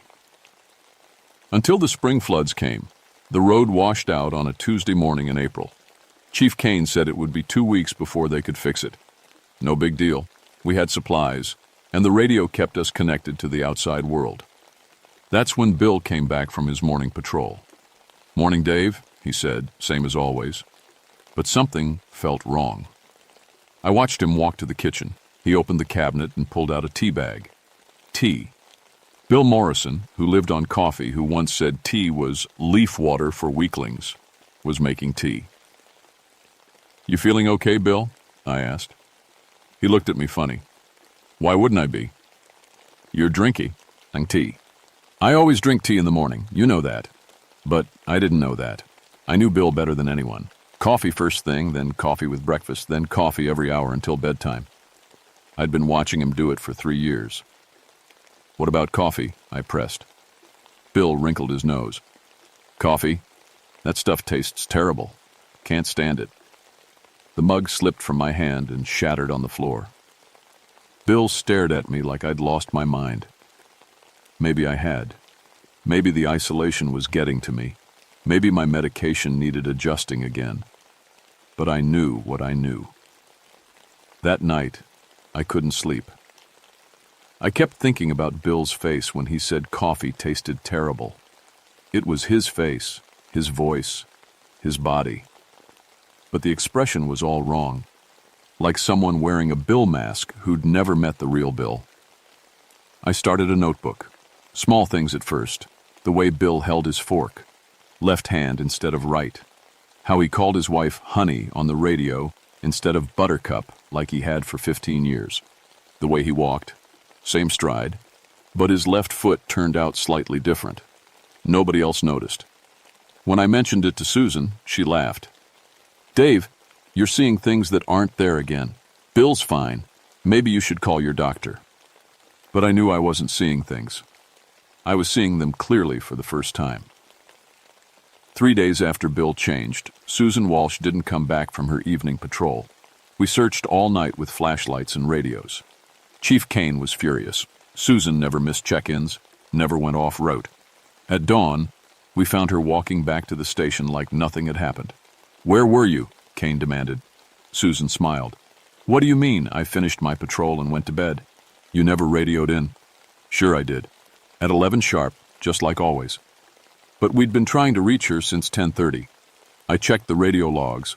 No transmiss. Cyan from Susan after 9:45. That's when I noticed she was writing with her left hand. Susan Walsh was right-handed. I'd watched her fill out reports for 2 years, always, complaining about smudged ink because she was a righty writing with cheap pens. Now she was signing forms with her left hand, smooth and natural. "Susan," I said carefully, "you're writing with the wrong hand." She looked down at her hand holding the pen, then back at me. For just a second, her face went completely blank, like she was processing something. "I'm left-handed, Dave. I've always been left-handed." "No, you're not. You're right-handed. You complain about pen smudges all the time." "I think you're confused." Her voice was patient, like she was talking to a child. "Maybe you should rest." That afternoon, Susan laughed at something Chief Kane said. It was a normal laugh, pleasant, musical. But Susan's real laugh was this awful snorting sound that made everyone smile because it was so ridiculous. I'd never heard Susan laugh like a normal person. Ever. I cornered Bill in the supply room. "Something's wrong with Susan." "What do you mean?" "She's different. Writing with the wrong hand, laughing differently. Just like you started drinking tea instead of coffee." Bill's face darkened. "Dave, you need to stop this. There's nothing wrong with me or Susan. You're having one of your episodes." "I'm not having an episode. I know what I'm seeing." "Do you?" "Because from where I'm standing, you look like a guy who's been off his medication too long, making up conspiracies about his friends." The words hit like a punch. Bill had never talked to me like that. The real Bill understood my condition, never used it against me. He'd cover for me when I had bad days, help me stay grounded. This thing wearing Bill's face was cruel in a way Bill had never been. That night, I checked my medication bottles. The pills looked right, but something felt off. I'd been taking them for years. I knew exactly how they made me feel. These pills felt different, stronger, making me dizzy and confused. I stopped taking them. Within 2 days, my head cleared completely. The paranoid thoughts that had been fuzzing my thinking were gone. I could see clearly again. And what I saw terrified me. Bill and Susan were watching me. All the time. When I looked up from my work, one of them was always staring. When I walked to the bathroom, they tracked my movement. When I ate, they observed every bite. They weren't my friends anymore. I didn't know what they were. But I knew the real Bill and Susan were gone. Chief Kane disappeared on a Friday night. I was working late in the radio room when I heard his truck start up. Strange. Kane never drove alone after dark, and he'd been complaining about engine trouble all week. I watched through the window as the headlights disappeared into the forest. Kane came back Saturday morning, but he wasn't Kane anymore. The real Kane was a stickler for regulations. Uniform pressed, boots polished, everything by the book. This Kane's shirt was wrinkled, his boots were muddy, and he couldn't remember the morning inspection routine he'd done every day for 8 years. "Chief," I said during the noon briefing, "you forgot to check the generator logs." He stared at me blankly. "The what logs?" "Generator logs. You check them every morning at 0700. Of course, the generator logs." He fumbled with his clipboard. "Right, those." But he didn't know where the generator logs were kept. Chief Kane, who could navigate this station blindfolded, spent 5 minutes looking for a logbook that was always kept in the same desk drawer. That night, I heard voices in the basement. I'd lived in this station for 3 years. I knew every sound, the way the building settled, how the wind moved through the walls, where the pipes knocked. These were new sounds. Voices, but muffled and strange. I crept downstairs with a flashlight. The basement was supposed to be empty except for storage and the backup generator. Instead, I found a door I'd never seen before. It was old wood, painted over so many times the surface was smooth. A thick metal lock hung from the handle. I could hear the voices more clearly now. Weak, desperate sounds. "Help, please. Someone help us." I knew that voice. It was Bill Morrison. The real Bill Morrison. My hands shook as I worked on the lock with a screwdriver. It took 20 minutes to break it open. Behind the door was a narrow room like a root cellar. 3 people lay on dirty mattresses, barely alive. Bill Morrison, gray and thin, his coffee-stained uniform hanging loose on his shrinking frame. Susan Walsh, her right hand cuffed to a pipe, pen marks covering her fingers from trying to write. Chief Kane, unconscious, his polished boots now cracked and faded. They were all there. The real ones. Alive, but dying. "Dave?" Bill's voice was a whisper. "Is that really you?" "Oh God, Bill, what happened? Who did this?" It copies us," Susan said, her snorting laugh now just a wheeze. "Takes everything. Memories, voice, face. But it keeps us alive to check details." "Where is it now?" "Upstairs," Kane mumbled, barely conscious. "It's all of us now, walking around, living our lives. We have to get you out of here." "No!" Bill grabbed my arm with surprising strength. "It knows when we're missing. If we're gone too long, it'll know you found us." "Then what do I do?" "It's not perfect," Susan said. "Can't copy recent memories right away. Takes time to process new information. If you ask about something that just happened, something only the real person would know. It gets confused," Bill finished. "Tries to guess. That's when you can tell." Footsteps upstairs. Someone walking toward the basement door. "Go," Kane whispered, "before it finds you here." I ran.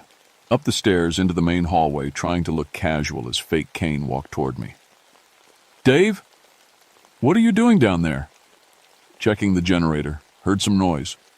"Everything okay?" "Fins. All fine."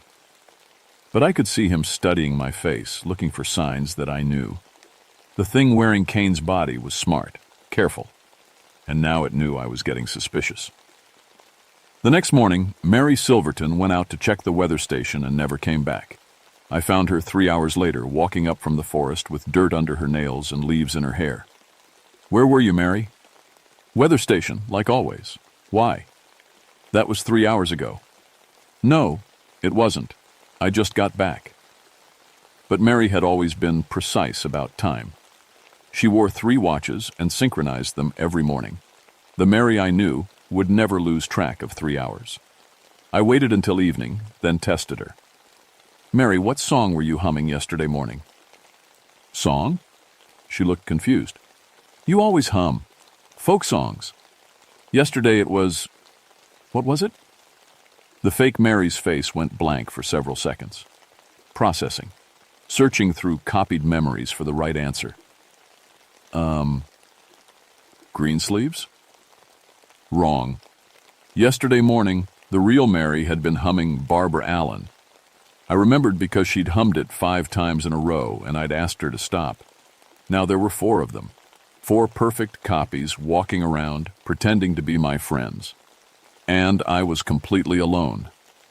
I barricaded myself in the radio room that night, pushed a desk against the door, unplugged the phone, and tried to call for help on the emergency frequency. But every time I transmitted, one of the fake rangers would knock on the door. Dave, you okay in there? Just working late. Mind if we come in? Actually, yes, I mind. The knocking stopped, but I could hear them out there whispering, planning. I grabbed a pen and paper, started writing down everything I knew. If something happened to me, maybe someone would find it and understand. But as I wrote, a terrible thought crept into my head. What if I was wrong? What if the stress and isolation had finally broken my mind completely? What if I'd stopped taking my medication and now I was seeing conspiracies where none existed? What if my friends were just being themselves and I was the one who'd changed? I looked at my reflection in the radio room window. Same face, same eyes. But was I really Dave Holloway? Or was I another copy, programmed to think I was the real one? The thought made me sick. A soft knock interrupted my spiral. Dave? It was Mary's voice. Sweet, concerned. We're worried about you. You've been acting strange. I'm fine. No, you're not. You're having an episode. We want to help. Through the window, I could see all 4 of them standing outside. Bill, Susan, Kane, and Mary. They looked exactly like my friends. Concerned, caring faces. Let us in, Dave. We can work through this together. For a moment, I almost believed them. Almost opened the door and apologized for being paranoid. Almost let them help me. Then I remembered the real Bill, dying in the basement, warning me about the copies. What was Bill drinking when I first got suspicious? I called out. Silence. Come on, Bill, easy question. What was I upset about 3 days ago? Coffee, fake Bill finally said. You were upset that I was drinking coffee. Wrong. I was upset because he'd stopped drinking coffee and switched to tea. Susan, what hand do you write with?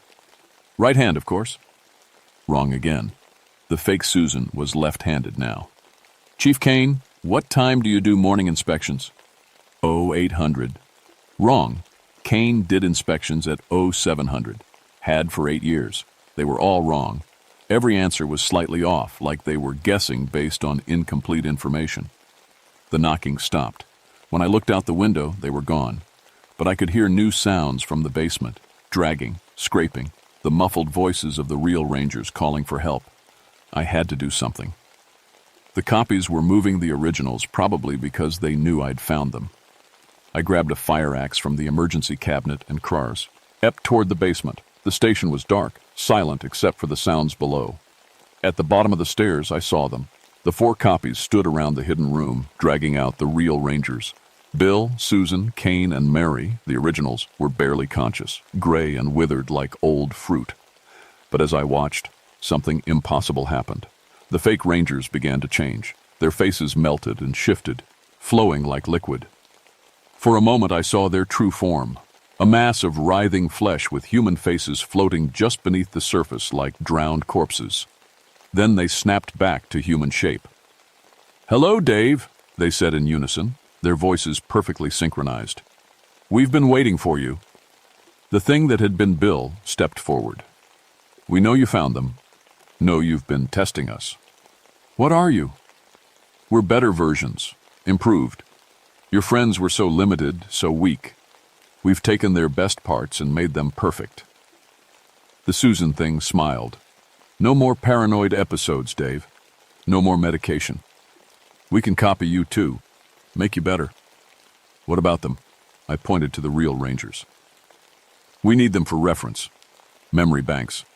But they're dying anyway. Won't last much longer." The real Bill looked at me with hollow eyes. "Dave, run." I raised the fire axe. The copies moved fast, faster than humans should move, but I was already swinging. The axe caught fake Bill in the chest. Instead of blood, thick black liquid poured out. The thing screamed, and its face began melting again. The other copies rushed me. I swung wildly, catching fake Susan in the shoulder. More black liquid, more screaming.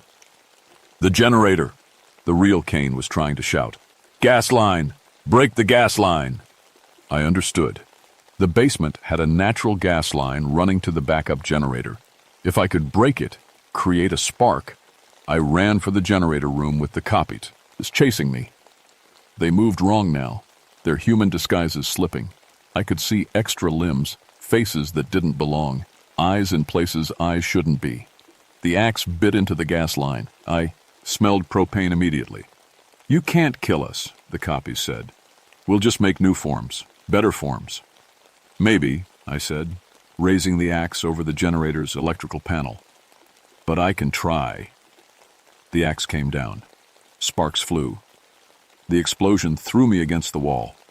Fire raced up the gas line into the basement, consuming everything. I heard the copies screaming, not human screams, but something else, something that had never been human. The real Rangers were screaming too. I tried to reach them, but the fire was too hot, too fast. The ceiling began to collapse. I ran. The fire department found me 3 miles down the mountain road, walking toward town in my underwear and smoke-stained socks. I told them about the gas leak, the explosion. Didn't mention the copies or the real Rangers in the basement. Who would believe that? They found 4 bodies in the ruins. Bill Morrison, Susan Walsh, Robert Kane, and Mary Silverton. Burned beyond recognition, but the dental records matched. I was the only survivor. The investigation concluded that a gas leak had caused the explosion. Faulty equipment, poor maintenance. The department settled with the families quietly. I got a medical discharge. Post-traumatic stress, they said. Survivor's guilt. They gave me new medication and sent me to therapy. For 6 months, I almost believed their version. Maybe there had been no copies. Maybe my paranoid mind had created the whole thing during a psychotic break. Maybe I'd somehow caused the explosion myself and blocked out the memory. Maybe my friends really had died in an accident, and I was just a crazy man who'd convinced himself of an impossible story. But then I went to Bill Morrison's funeral.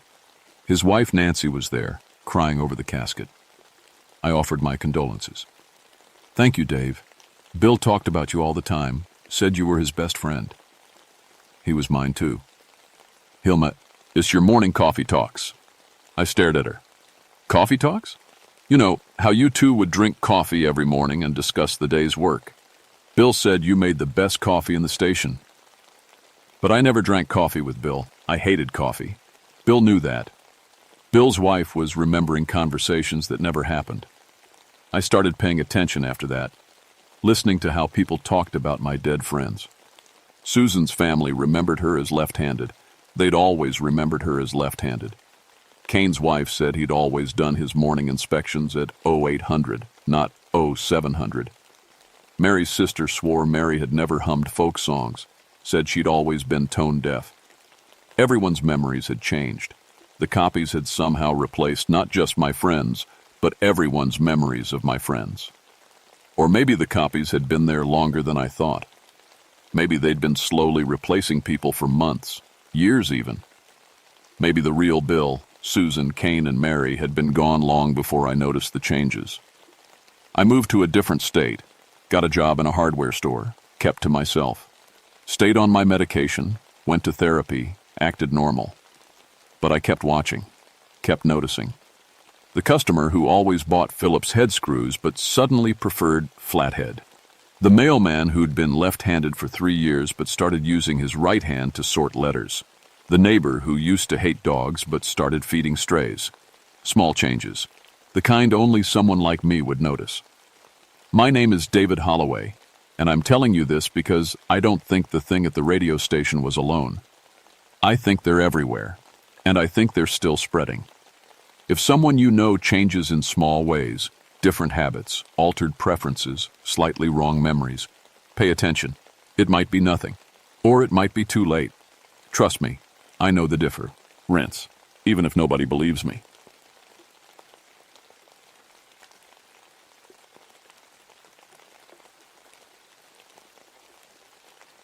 My name is Elena Nighthawk, and I've been a park ranger at Shenandoah for 3 years now.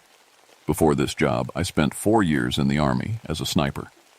My grandmother always said our Lakota blood would keep me safe in the wild places, but she never told me what to do when the wild places start hunting back. It was November 1973, and the mountain was getting ready for winter. The leaves had fallen weeks ago, leaving the trees bare and black against the gray sky. I loved this time of year. Everything was quiet, peaceful. Most tourists had gone home, and it was just me in the mountain. That morning started normal enough. I was checking on the old fire tower when I smelled something wrong. Not just wrong, terrible, like meat left out in the sun for days. The smell was coming from Devil's Creek, about a mile down the trail. I followed my nose through the woods, stepping careful on the wet leaves. The smell got stronger with every step. When I finally found where it was coming from, I wished I hadn't. There were 5 tents set up in a circle around a cold fire pit, but the tents were torn apart like something big had ripped through them with claws. Sleeping bags were scattered everywhere, covered in dark stains. And the smell. God, the smell was awful. I found the first body near the creek. It was a man, maybe 40 years old, wearing hunting clothes. But he hadn't been killed by any animal I knew. His body was twisted wrong, like something had played with him before finishing the job. There were bite marks, but they were too big to be from a bear or wolf. I found 4 more bodies scattered around the camp, all hunters, all killed the same way. Their rifles were still in their tents, unfired. Whatever got them had been fast and quiet. I'd seen death before in the Army, but this was different. This felt personal, like something had enjoyed killing these men. The worst part was the tracks. I'm good at reading sign, it was part of my job. But these tracks didn't make sense. They looked like wolf prints, but bigger, much bigger. And sometimes they just stopped, like whatever made them had learned to fly. I radioed back to headquarters, but all I got was static. The storm last night must have knocked out the radio tower. I was alone up here with whatever had done this. That's when I saw it watching me from across the creek. It stood about 8 feet tall and looked like a man, but wrong in every way. Its skin was gray like old leather, and antlers grew from its skull like a twisted crown. It wore things around its neck, teeth and bones that looked human. When it smiled at me, I saw rows of sharp teeth. But the worst part was its eyes. They were smart. This thing wasn't just a wild animal. It knew exactly what it was doing. It pointed one long finger at me, then drew the finger across its throat. The message was clear. You're next. Then it turned and walked into the woods like it owned the place. I stood there for a long time trying to make sense of what I'd seen. Part of me wanted to believe I'd imagined it, but the bodies were real. The smell was real. And somewhere out there, something was waiting for me. I got back to my truck as fast as I could without running. Running would make me prey, and I wasn't ready to be prey yet. The drive back to the ranger station felt like it took forever. Every shadow between the trees looked like it might be hiding something. Every rustle in the bushes made me jump. By the time I reached the station, my hands were shaking. I tried the radio again. Still nothing. The phone lines were down too. The storm had cut me off from the outside world completely. I was alone on the mountain with whatever had killed those hunters. I spent the rest of the day trying to convince myself I'd seen things wrong. Maybe, and it was just a really big bear. Maybe the shadows had played tricks on my eyes.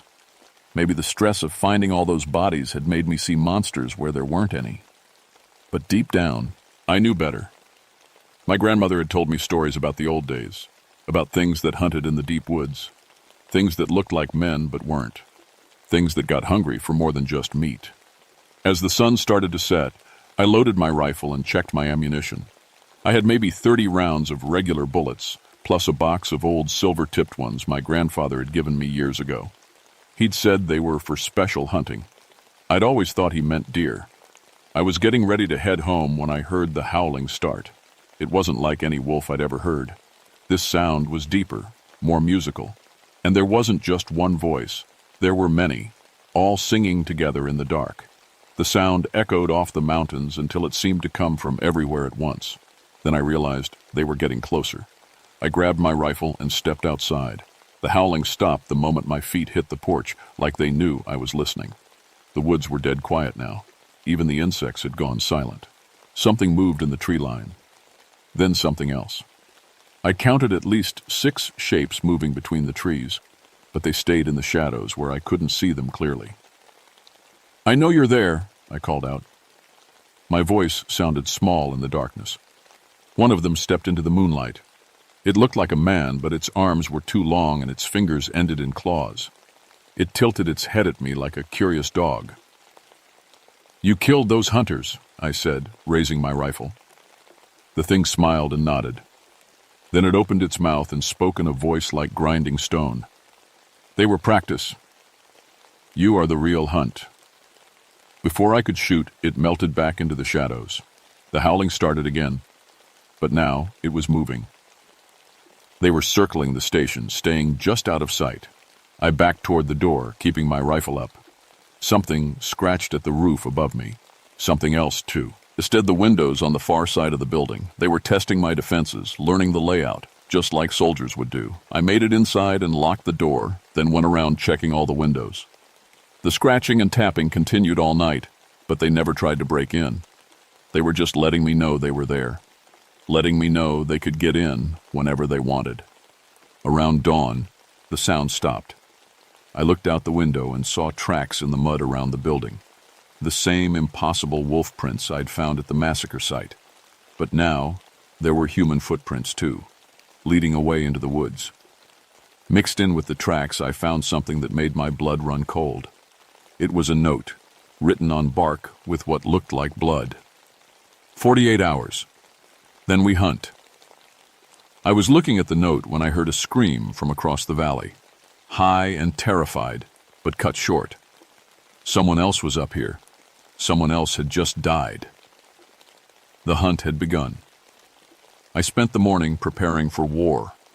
I moved ammunition to different hiding spots around the station. I barricaded the windows and reinforced the doors. I even rigged up some simple traps using equipment from the maintenance shed. But I couldn't stay locked up forever. That scream had come from the direction of the old campground, and there might be survivors who needed help. Against my better judgment, I had to go look. I loaded my pack with medical supplies and extra ammunition, then headed out into the woods. The silver-tipped bullets went into my rifle. If my grandfather's stories were true, I was going to need them. The forest felt wrong. The birds weren't singing and the squirrels weren't chattering. Even the trees seemed to lean away from the trail, like they were trying to escape something. I found the source of the scream at Pine Ridge Campground. A family had been camping there. A father, mother, and 2 kids. Their car was still parked at the site, but the camp was destroyed. The father was dead. I found him hanging from a tree, his body marked with the same brutal wounds as the Taitsa hunters. But this time was different. This time, they'd left him where his family would see. I heard crying from the woods and found the mother hiding with her children in a small cave. She was in shock, barely able to speak. The kids were maybe 8 and 10 years old, both crying quietly. "It took him," she whispered when she saw me. "Right in front of us.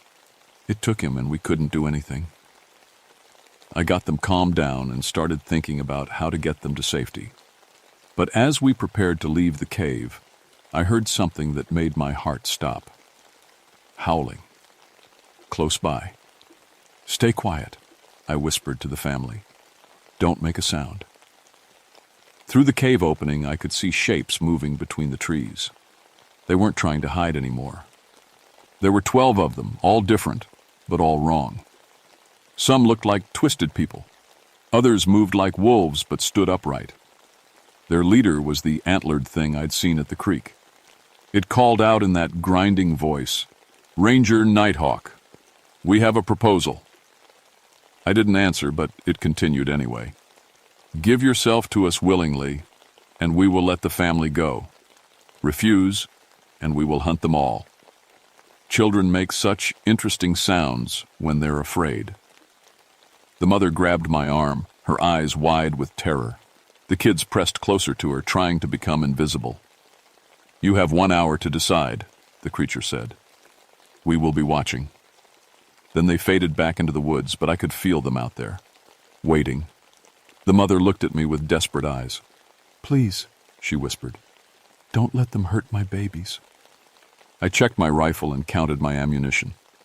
31 rounds left, including the silver ones. 12 enemies, maybe more. The math wasn't good, but I'd been a soldier before I was a ranger. I knew something about fighting when the odds were bad. "I'm going to get you out of here," I told the family. "But I need you to do exactly what I say, when I say it. Can you do that?" The mother nodded. The kids looked scared, but determined. I led them out of the cave just as the sun started to set. We moved slow and quiet, following deer trails toward the main road. If I could get them to my truck, they might have a chance. We almost made it. The attack came without warning. One of the creatures dropped from a tree right in front of us, its claws aimed at the little girl. I shot it in the chest with a silver bullet, and it went down, screaming. Then they were everywhere. I pushed the family behind a fallen log and started shooting. The regular bullets slowed them down, but only the silver ones actually stopped them. I dropped 2 more before they pulled back into the shadows. "Run!" I shouted to the family. "Get to the road, and don't look back." The mother grabbed her kids and ran. I gave them covering fire, picking off anything that tried to follow. But there were too many of them, and I was running out of silver bullets fast. That's when I heard the little boy scream. One of the creatures had circled around. It had the boy by the leg, dragging him back into the woods. The mother was fighting to reach him, but 2 more creatures blocked her path. I had a choice to make. Save the ammunition for myself or use it to save a child. It wasn't really a choice at all. I put my last silver bullet through the creature's head. It let go of the boy and collapsed. The other 2 ran when they saw their packmate die. The family escaped, but now I was alone in the dark with a dozen supernatural killers and no silver bullets left. The leader stepped out from behind a tree, that terrible smile on its face. "Foolish," it said, "but brave. We will enjoy hunting you, Elena Nighthawk. You will make a worthy trophy." I backed away, regular bullets ready. They wouldn't kill these things, but they might slow them down long enough for me to find a better position. "What are you?" I asked, still moving. "We are the Wild Hunt," it replied. "We have chased prey across this continent for 300 years. Warriors, outlaws, heroes. We have taken them all, but you might be the best yet." It gestured to its pack, and they started moving forward. Slow, confident. They knew they had me. "The hunt begins now," the leader said. "Run, little ranger. Make it interesting." So I ran. I ran through the woods like my life depended on it, because it did. Behind me, I could hear them following, not hurrying, just keeping pace. They wanted me to exhaust myself first. I had one advantage. I knew these mountains better than anyone. I'd hiked every trail, climbed every ridge, explored every cave. If I was going to survive, I had to use that knowledge. I led them up toward Hawksbill Summit, the highest peak in the park. The terrain there was all rocks and cliffs, hard to navigate in the dark, but I'd been up there dozens of times. If I could reach the old fire tower, I might have a chance. The climb was brutal. My lungs burned and my legs ached, but I didn't slow down. Every time I looked back, I could see eyes gleaming in the darkness behind me. They were still following, still patient. Halfway up the mountain, I remembered something. There was an old ranger cabin near the summit, abandoned for years. If I was lucky, there might be supplies there, maybe even weapons. I found the cabin just as my strength was giving out. The door was locked, but my boot took care of that. Inside, everything was covered in dust and mouse droppings, but in a back closet, I found what I was looking for. Dynamite. Old mining explosives left over from when they'd built the trails. There were 6 sticks, plus blasting caps and fuse wire, enough to bring down half the mountain if I used it right. I could hear them outside now, testing the walls and windows. The leader's voice drifted through the night. "Clever girl, but you only delay the inevitable." I grabbed the dynamite and headed for the back window. There was a narrow ledge that led around the cabin to the rocky slopes above. If I could rig the explosives right, I might take some of them with me. I made it onto the ledge just as they broke down the front door. Moving as quietly as I could, I planted charges at 3 different spots along the cliff face. The fuses were long enough to give me maybe 2 minutes to get clear. Then I heard something that made my blood freeze. Voices. Human voices calling for help. Down in the valley, I could see flashlights moving. A search party had come looking for the missing family. They had no idea what they were walking into. The creatures heard them too. Several of the pack peeled away from the cabin, heading down toward the valley, toward innocent people who couldn't defend themselves. I had to make a choice. Use the explosives to save myself, or go down and try to warn the searchers. My grandmother's voice echoed in my memory. A warrior protects others, even at the cost of her own life. I left the charges unlit and started down the mountain. The search party was 5 people with flashlights and radios. They were making enough noise to wake the dead, calling out names and crashing through the underbrush. They might as well have painted targets on their backs. I reached them just as the first creature attacked. It came out of nowhere, a shadow with claws and teeth. I tackled the nearest searcher just as those claws swept through the space where his head had been. "Run!" I screamed. "Get back to your cars!" But it was too late. They were surrounded. The creatures played with them at first, like cats with mice. They'd let one person almost escape, then drag them back. They were enjoying the terror. I emptied my rifle at anything that moved, but regular bullets barely slowed them down. One by one, the searchers fell. I tried to save them, but there were too many creatures and not enough of me. By the time it was over, 3 people were dead, and the other 2 were running for their lives through the woods. I was alone again, and now I was out of ammunition. The pack circled me slowly. Their leader emerged from the shadows, those antlers gleaming in the moonlight. "You cost us some prey," it said, "but you proved your worth. We will make your death memorable." "Before you kill me," I said, trying to buy time, "tell me what you really are." The creature laughed, a sound like breaking glass. "I was Lieutenant Colonel Marcus Devers, 15th Virginia Infantry. During the war between your states, my men and I were trapped in these mountains. Winter was coming, and we had no food." Its eyes gleamed with old hunger. "So we ate the dead. Then we ate the wounded, and when they ran out, we ate each other.